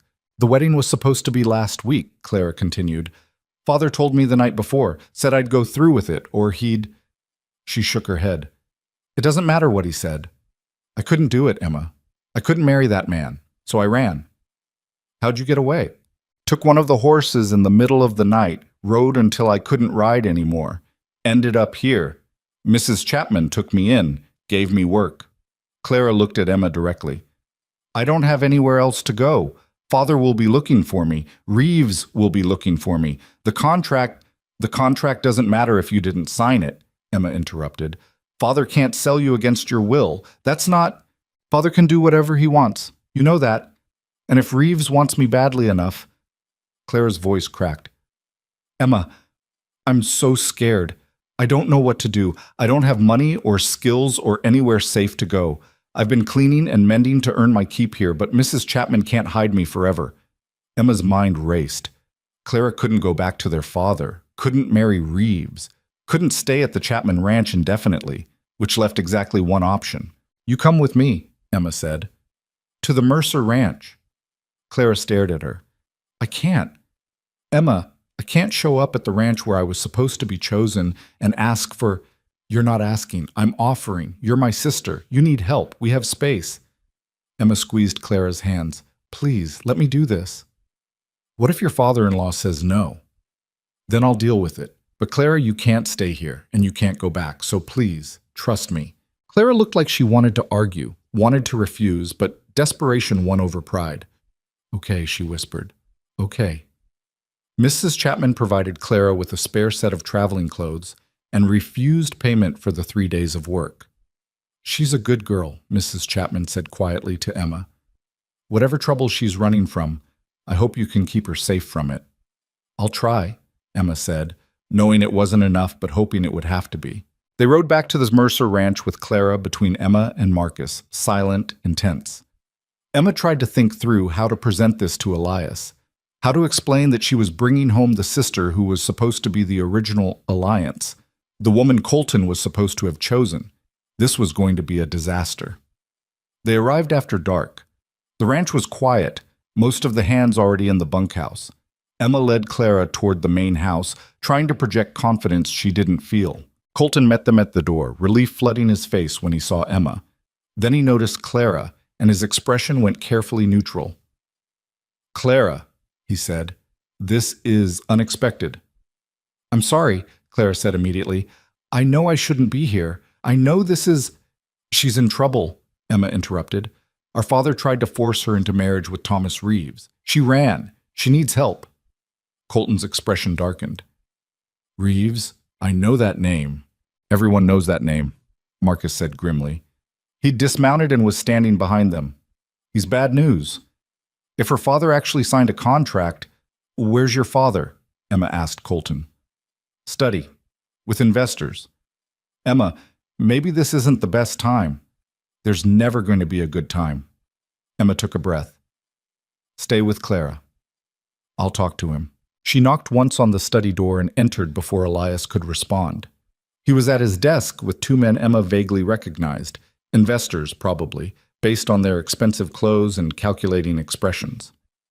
Emma, Elias said, surprise flickering across his face. I wasn't expecting you back tonight. Did you find?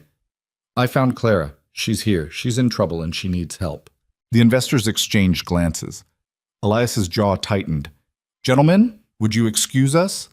We'll continue this discussion tomorrow. The men left, curiosity plain on their faces. Great. This would be all over the territory by morning. Once they were alone, Elias spoke. Explain. Emma did. Laid out everything Clara had told her about their father, about Reeves, about the marriage contract, and Clara's escape. Elias listened without interrupting, his expression growing progressively darker. So your sister is here, he said when Emma finished. Asking for sanctuary. She's not asking. I'm offering. She's family. She needs help. Emma met his eyes directly. If you have a problem with that, then it's my problem to solve. But she's staying. She's the woman my son was supposed to marry. She's my sister. Those two things create complications you might not have considered. Elias stood, moved to the window. Clara Whitlock showing up here after running from an arranged marriage. The gossip alone will be, I don't care about gossip. You should. Gossip becomes reputation. Reputation affects business. And right now we're already dealing with whispers about my son's choice of bride, adding the rejected sister to our household. She wasn't rejected, Emma snapped. Colton chose differently. That's not rejection. To everyone else it is. And now she's here, rescued by the woman who took her place. Elias turned back to face Emma. I'm not saying I won't help her. I'm saying you need to understand what this looks like. I understand exactly what it looks like. I also understand that Clara has nowhere else to go. That our father is a drunk who tried to sell her to a man everyone knows is dangerous. That she's scared and alone and needs someone to give a damn about her well-being more than they care about appearances. Emma's voice rose. So yes, it's going to look complicated. Yes, people are going to talk. But if you think I'm going to turn my sister away because it might affect your reputation, you don't know me at all. Silence filled the study. Elias stared at her and Emma stared back, refusing to back down. Finally, Elias sighed. She can stay, temporarily, until we figure out a more permanent solution. Thank you. Don't thank me yet. Thomas Reeves doesn't strike me as the type to let a contracted bride simply disappear. If he comes looking for her, then we deal with it. We, Elias repeated. You keep saying we, as if you're already part of this family. Aren't I? Something shifted in Elias's expression. Yes, I suppose you are. Which means when Reeves shows up, and he will show up, you'll let me handle it. Understood? If by handle it, you mean protect Clara, then yes. If by handle it, you mean negotiate her return to our father, I mean protect her, Elias interrupted. Whatever else I am, I don't hand women over to men like Reeves. But Emma, this is going to get ugly. Your father will come. Reeves will come. They'll demand Clara back. They'll threaten legal action. Let them threaten. You say that now, but when they're standing in this house making accusations and demands, then I'll stand between them and my sister, just like you'd stand between your son and anyone threatening him. Elias looked at her for a long moment. You're very stubborn. You say that like it's news. He almost smiled. Go. Get your sister settled. We'll deal with the rest tomorrow. Emma found Clara in the entrance hall looking lost and overwhelmed. Colton was with her, making awkward small talk that wasn't quite working. Clara's relief when she saw Emma was palpable. It's okay, Emma said. You can stay. Elias approved it. Clara's eyes filled with tears. Thank you. Emma, I don't know how I'll ever... You don't have to repay anything. You're family. That's what family does. Mrs. Chen appeared with her usual impeccable timing. Miss Clara, I'll show you to a room. You must be exhausted. Clara followed Mrs. Chen upstairs, leaving Emma and Colton alone. "That was brave," Colton said quietly. "Standing up to my father like that. That was necessary. Clara needed help. I wasn't going to let reputation or politics stop me from giving it. I know, it's one of the things I—" He stopped, seemed to reconsider his words. "It's one of the things that makes you remarkable." Emma leaned against him, suddenly exhausted. "Your father thinks this is going to get ugly. He's probably right, but Emma, you did the right thing. Whatever happens next, you did the right thing. Tell me that when Reeves shows up demanding his contracted bride." "I'll tell you that now and then, and every day after." Colton wrapped his arms around her. "You saved your sister. That matters more than anything else." Emma wanted to believe that. Wanted to believe that doing right counted for something in a world that seemed to value power and appearances over everything else. But she'd learned not to count on belief. She'd learned to count on action instead. The storm arrived 4 days later. Emma was in the barn helping Danny with the horses when she heard shouting from the main yard.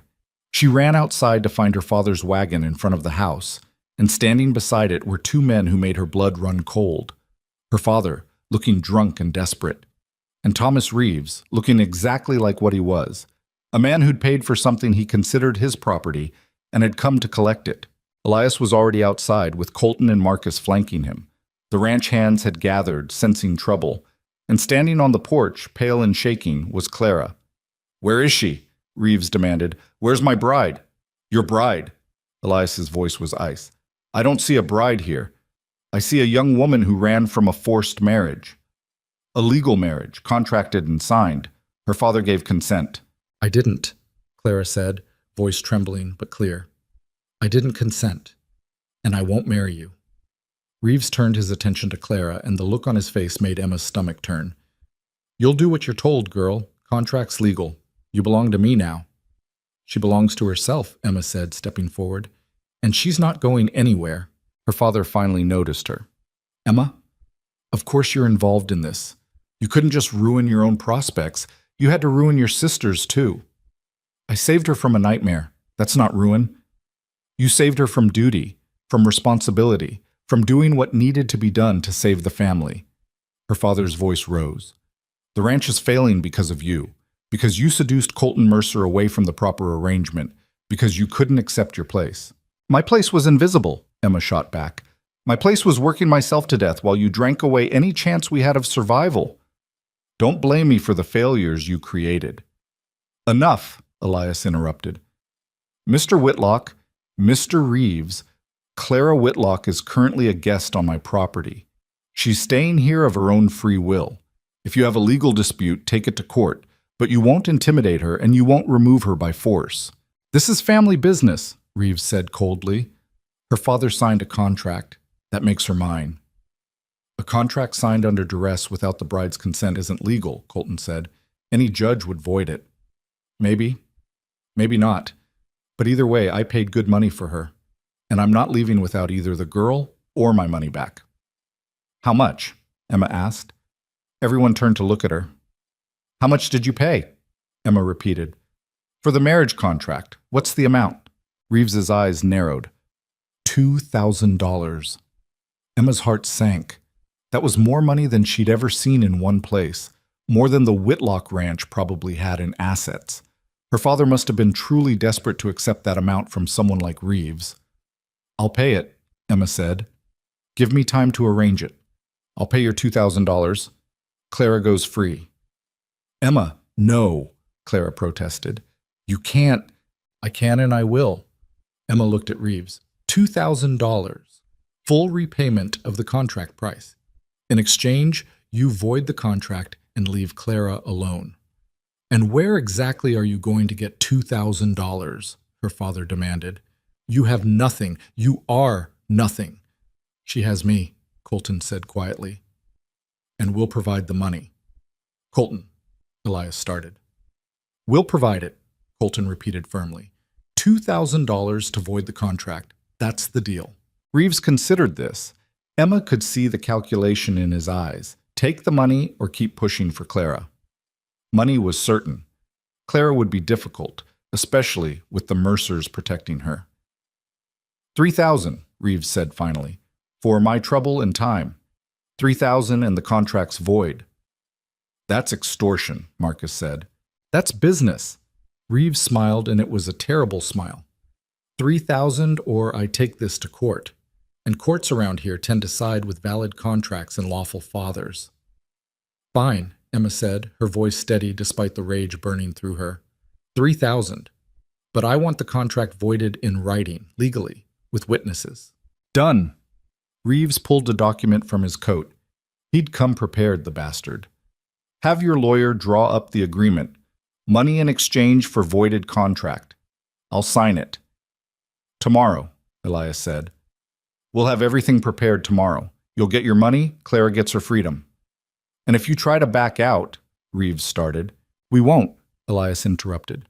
"The Mercers stand by their agreements. But Mr. Reeves, if you ever come onto my property again uninvited, if you ever approach Clara again, if you even speak her name, you'll deal with me. And I promise you won't enjoy that conversation." Something in Elias's tone made even Reeves pause. He nodded once, got back in the wagon beside Emma's father, and they left. The yard stayed silent for a long moment after they were gone. Then Clara collapsed, and Emma caught her. "I'm sorry," Clara sobbed. "Emma, I'm so sorry. $3,000 is money," Emma said firmly. "Money we'll figure out. You're safe. That's what matters. But 3,000 is less than your life is worth." Emma helped Clara stand. "Come on, let's get you inside." That evening, after Clara was settled and Emma had assured her approximately 50 times that yes, they would handle the money, Emma found herself in Elias's study with Colton and Marcus. 3,000 is significant, Elias said bluntly. "Not impossible, but significant." "I'll pay it back," Emma said immediately. "However long it takes. I'll work." "You're already working," Elias interrupted. "And you're about to marry my son, which means your family. Which means Clara's debt is family debt. We handle it together. I can't ask you to—" "You're not asking, I'm offering. Same thing you told Clara." Elias pulled out a ledger. "We'll structure it as a loan to your father with Clara's freedom as collateral. That makes it a business transaction, which protects us legally. Your father keeps the land temporarily, but Clara is released from all obligations." "My father will gamble it away," Emma said bitterly. "Or drink it. $3,000 won't save his ranch. It'll just delay the inevitable." "I know, but it's the price of Clara's freedom, so we pay it." Elias looked at Emma directly. "You stood up for your sister. You did the hard thing. Now let me help you finish it." Emma's throat tightened. "Thank you.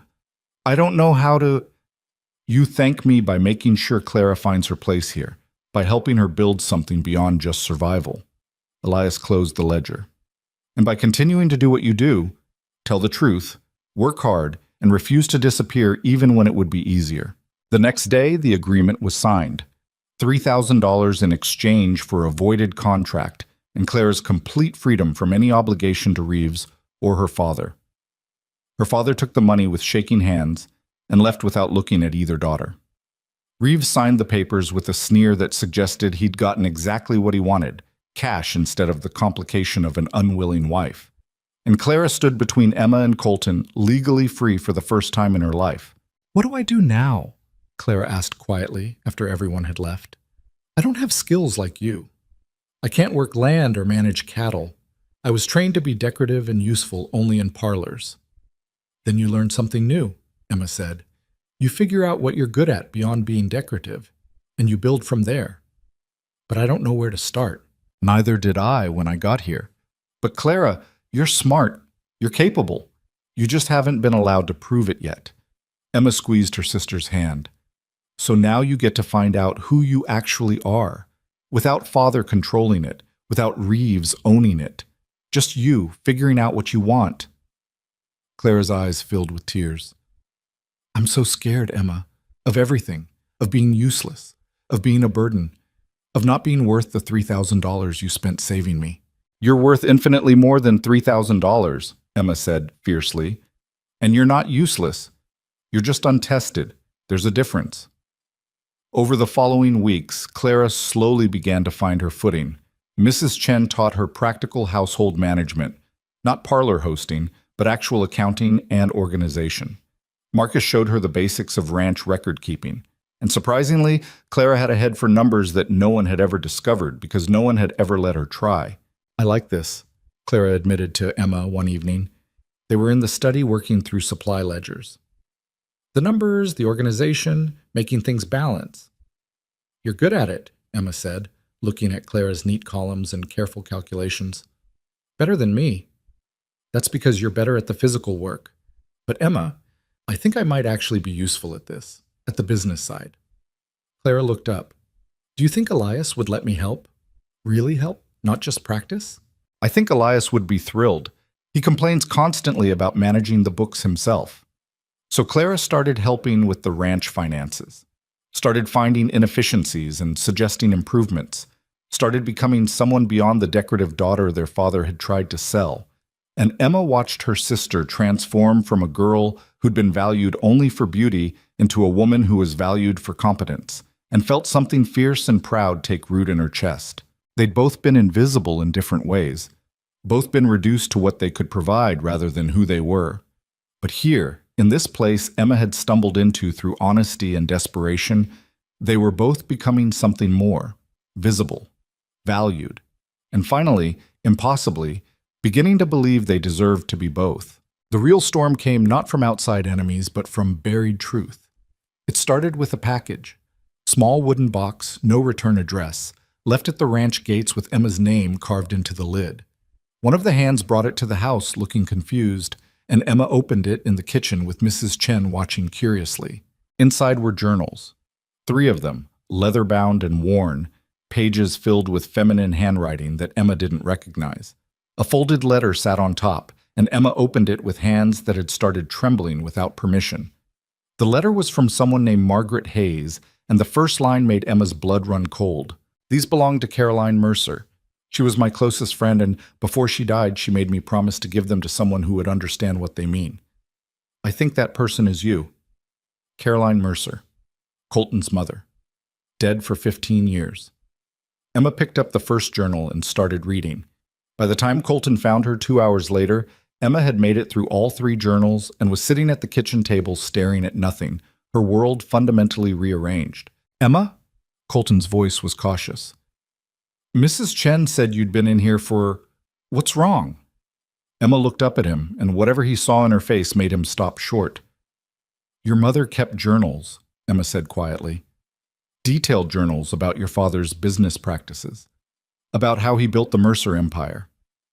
Colton went very still. What?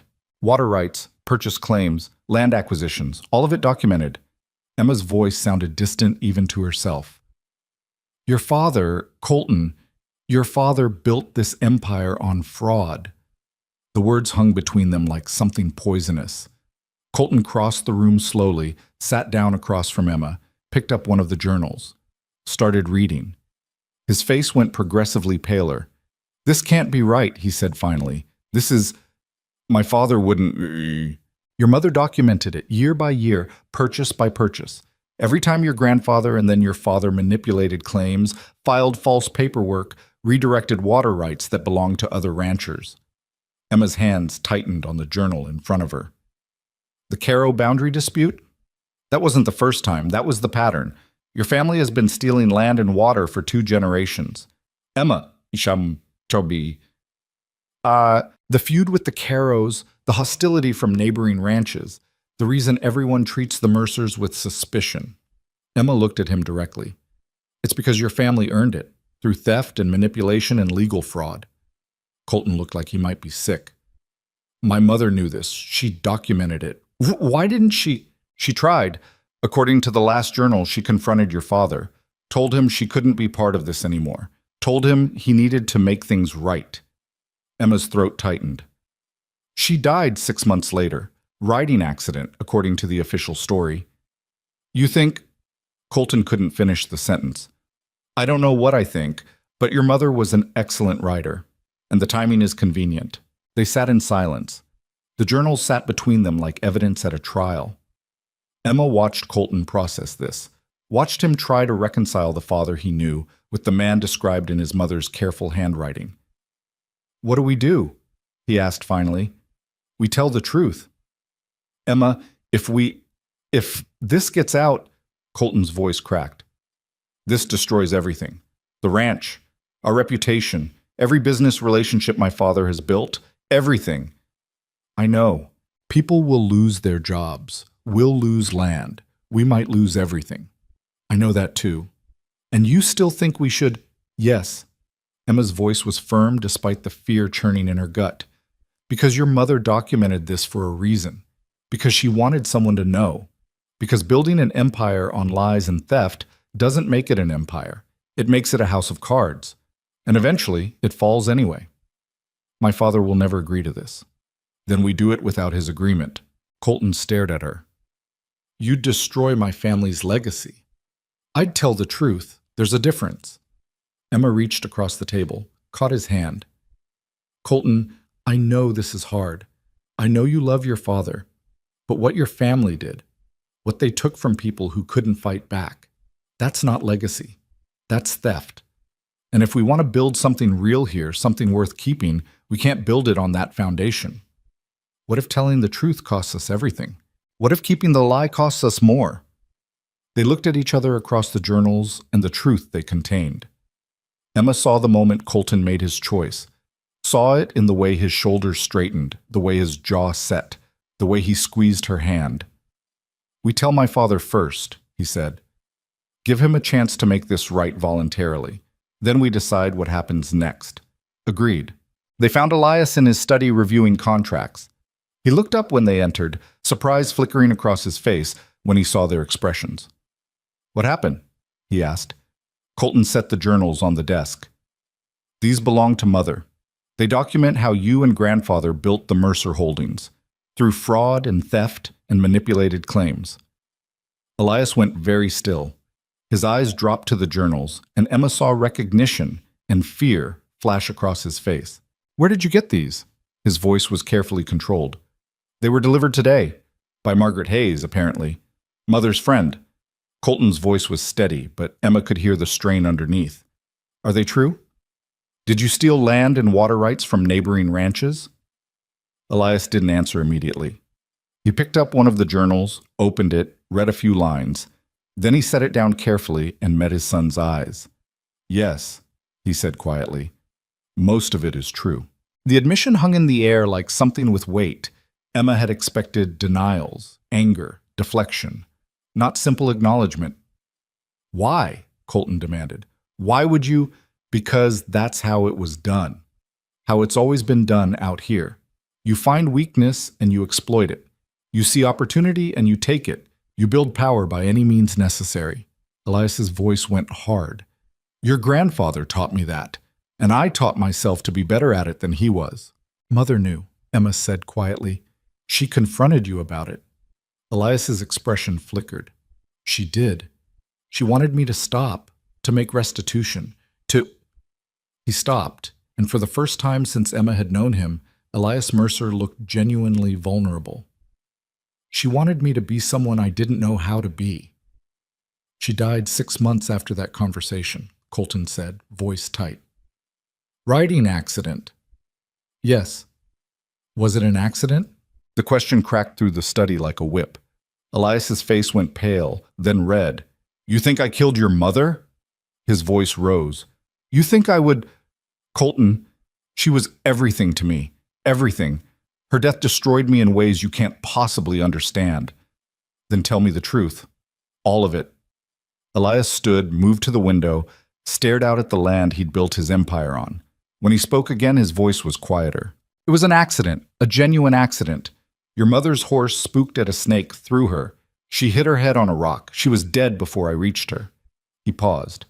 But you're not entirely wrong to question it, because I've spent 15 years wondering if she took risks that day because she was done fighting me, done trying to change me, done living with what I'd become. The study went silent.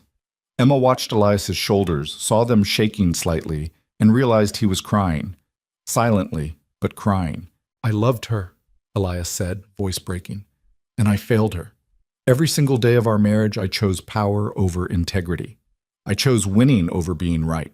I chose the empire over the woman who made the empire worth having. He turned back to face them, and his face was wet. So yes, the journals are true. Yes, I built this ranch on fraud and theft. And yes, your mother died knowing I'd chosen that over her. That's the legacy you're inheriting, Colton. Corruption and loss, and a man who loved his wife but loved power more. Colton looked shattered. Emma moved to stand beside him, took his hand. You can make it right, she said quietly to Elias. It's not too late to make it right. Make it right, Elias repeated bitterly. You mean give back everything I built? Admit publicly that the Mercer Empire is a fraud? Destroy everything I've worked for? I mean, stop building on lies, Emma said firmly. Acknowledge the theft. Make restitution to the families you hurt. Give back what was stolen. Yes, it'll cost you. Yes, you'll lose land and money and reputation, but at least it'll be honest loss instead of fraudulent gain. You have no idea what you're asking. I'm asking you to be the man your wife wanted you to be, even if it's 15 years too late. Elias stared at her. And if I refuse? Then we release the journals publicly. Let everyone know exactly how the Mercer Empire was built. Let the courts and the wronged families sort it out. Emma's voice was steady. I don't want to do that. I'd rather you chose honesty yourself. But one way or another, this truth is coming out. You destroy your own future, Colton's inheritance, everything you've built here. We'd rebuild on honest ground. That's worth more than keeping a corrupt empire. Elias looked at his son. Colton, you agree with this insanity? Colton took a breath. Mother documented this for a reason. She wanted someone to make it right. Maybe that someone is us. He squeezed Emma's hand. I'd rather have a small, honest ranch than a large, corrupt one. I'd rather work hard and build something real than maintain something rotten. You sound like her, Elias said quietly. You sound exactly like your mother. Good. Maybe I should have listened to her stories about integrity more carefully when I was younger. Elias sat down heavily in his chair. For a long moment, he just stared at the journals. Then he looked up. If I do this, if I actually make restitution, it'll destroy me financially. I'll lose most of the land, most of the holdings, most of the power that makes the Mercer name mean something in this territory. Yes, Emma said, but you'll be able to look at your son without shame. You'll be able to honor your wife's memory with action instead of regret. And maybe you'll be able to live with yourself in a way you haven't been able to for 15 years. You're asking me to give up everything. I'm asking you to give up the lie. What you built on honesty, that's what you get to keep. Elias closed his eyes. Sat in silence for so long, Emma thought he might refuse. Might choose the empire over truth, power over integrity, exactly like he'd been doing for decades. Then he opened his eyes and looked at both of them. I'll need the journals. All of them. I need to review every claim, every purchase, every manipulation. His voice was steady now, resolved. I need to identify every family we wronged and calculate fair restitution. It'll take time. You're actually doing this? Colton asked, voice full of disbelief. I'm actually doing this. Because your mother was right. Because she deserved better than what I gave her. And because, he looked at Emma, because you're right too. A corrupt empire isn't worth inheriting, and I'm tired of defending my father's sins. Over the next 2 months, the Mercer Empire systematically dismantled itself. Elias hired lawyers and accountants, reviewed every land claim, every water right, every property acquisition going back 40 years, identified the fraudulent ones, which turned out to be most of them, and began the process of making restitution.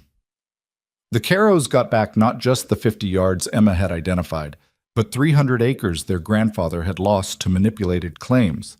Catherine Carow accepted the return of land and the financial compensation with something close to shock. I never thought I'd see the day, she told Emma when the papers were signed. Elias Mercer admitting wrong and making it right. He's trying, Emma said. It's not easy for him. Nothing worth doing is easy, but it matters that he's doing it. Other families followed. The Hendersons got back water rights. The Mortons got back grazing land. The Prices got compensation for a fraudulent sale that had happened 30 years ago.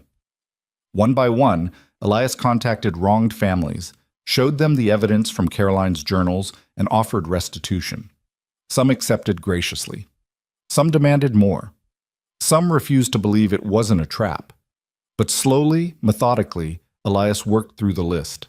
The Mercer holdings shrank, dramatically.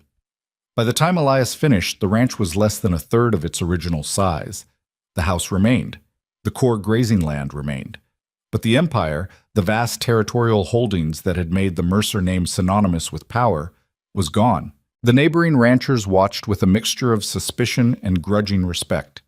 The investors fled, unwilling to be associated with a man who'd publicly admitted fraud. The hands who'd worked the distant properties found new employment, and the Mercer name became associated with something different than power. It became associated with restitution. Emma watched Elias through this transformation, watched him age under the weight of admitting decades of wrongdoing.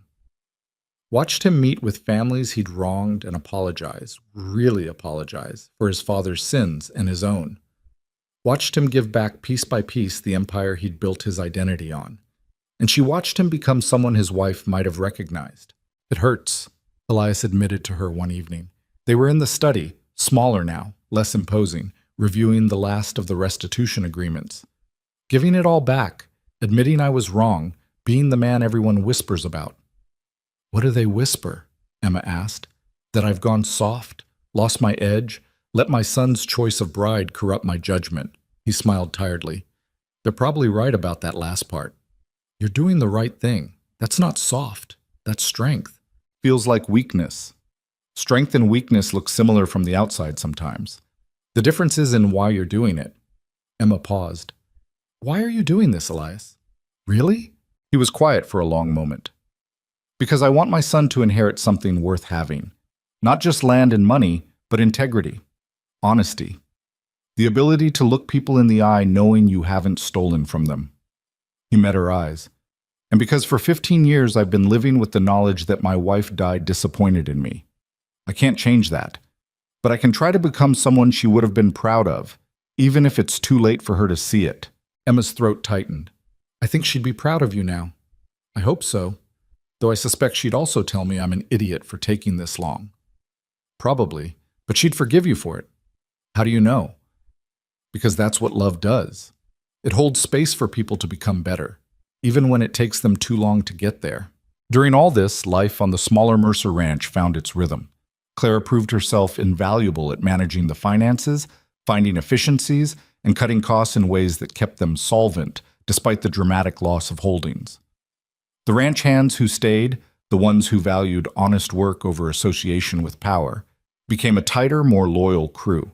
And Emma continued doing what she'd always done, working the land, telling the truth, and refusing to disappear. The wedding happened on a Tuesday in October.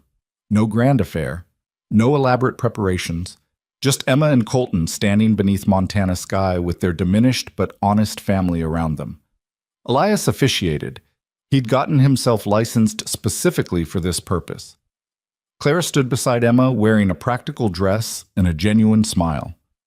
Marcus and Catherine Caro and a handful of ranch hands witnessed, and Emma wore the clothes she felt comfortable in, simple dress, work boots, hair braided back, because she'd learned that being chosen meant being chosen as she actually was, not as what someone wanted her to become.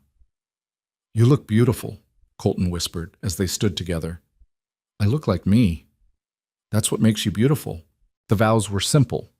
No poetry, no elaborate promises, just honest words about choosing each other, about building something real, about facing whatever came next together. When Elias pronounced them married, Emma felt something shift inside her, not because of the legal words or the witness promises, but because she'd spent her whole life being invisible, and now she was standing in front of everyone who mattered, being completely, undeniably seen. And it didn't scare her anymore. The celebration was small. Food that Sarah had prepared with Clara's help, music from a hand who played fiddle surprisingly well, dancing in the yard under stars that didn't care about human ceremonies but bore witness anyway. Emma danced with Colton, with Marcus, even with Elias, who was stiff and awkward but trying. And she watched Clara dance with James Caro, Catherine's son, and saw something tentative and hopeful starting between them. "Your sister looks happy," Colton observed. "She looks alive. There's a difference." Emma watched Clara laugh at something James said. "She's figuring out who she is beyond what our father told her she had to be. Like you did. Like we both did, just in different ways." Later, After the celebration wound down and the guests drifted away, Emma and Colton stood on the porch looking at the ranch that was now theirs to steward, smaller than it had been, honest in a way it hadn't been before. "Are you happy?" Colton asked quietly. Emma thought about that, about happiness and contentment and the difference between having everything and having what mattered. "I'm satisfied," she said finally. "I'm doing work that matters. I'm with someone who sees me. I'm building something real instead of maintaining something false. That's better than happy. That's purpose." "Purpose," Colton repeated. "I like that." "Me too." And 3 years later, Emma stood in almost the same spot, holding a daughter who had her eyes and Colton's stubbornness. They'd named her Evelyn, not after anyone, not carrying family weight, just a name they both liked. A name for a girl who would grow up knowing she was valued for who she was, not what she could provide. Clara had married James Caro the previous spring. The two ranches, Mercer and Caro, now operated in partnership, sharing resources and labor. What they'd lost in individual size, they'd gained in cooperation. And Clara ran the combined finances with a skill that made neighboring ranches ask for her advice. Elias had aged but softened. He spent his days working the land he'd kept, making amends where he could, and teaching Evelyn songs that Caroline had taught Colton. He would never be an easy man, but he'd become an honest one, and that counted for something. The territory still whispered about the Mercers, about the empire that had crumbled, about the admission of fraud and the restitution that had followed. Some saw it as weakness, some saw it as redemption. Emma had stopped caring which. She'd learned that living honestly meant accepting judgment from people who valued power over integrity, and she'd decided she could live with that judgment. What she couldn't live with was the alternative. "You're thinking too hard," Colton said, coming to stand beside her. He put his arm around her waist, kissed Evelyn's head. "Just remembering," Emma said, "how I got here, everything that had to break for this to be possible." "Regrets?" "Some. I wish Clara hadn't suffered. I wish your mother had lived to see you become the man she hoped you'd be. I wish your father had chosen honesty earlier." She paused. "But no, I don't regret the path we took, even the hard parts. They made this possible." Evelyn made a small sound, and Emma adjusted her carefully. The baby watched the Montana landscape with serious eyes, and Emma wondered what she saw, what kind of world she'd grow up in, what lessons she'd learn about value and visibility and the cost of being real. "I want her to know she matters," Emma said quietly. "Not because of what she can do for anyone, not because of how she looks or who she marries or what she accomplishes, just because she's her. That should be enough." "It will be," Colton said, "because we'll make sure of it." "Promise?" "Promise." They stood together watching the sun drop toward the mountains. The ranch spread before them, smaller than it had been, honest in every acre, built on work instead of theft. It wasn't an empire. It probably never would be. But it was theirs, truly theirs, earned through truth and rebuilt on integrity. And that made it worth more than any empire could ever be. Emma had started as the forgotten daughter nobody saw, the invisible girl who worked and bled and was valued only for labor. She'd been chosen by accident, by a man tired of performance who saw truth where everyone else saw nothing. And she'd become the woman who'd stopped a war, rebuilt a family, and transformed a corrupt empire into something worth inheriting. Not through perfection, not through always knowing what to do, but through refusing to disappear, through telling truth even when it cost her, through choosing integrity over comfort and honesty over convenience.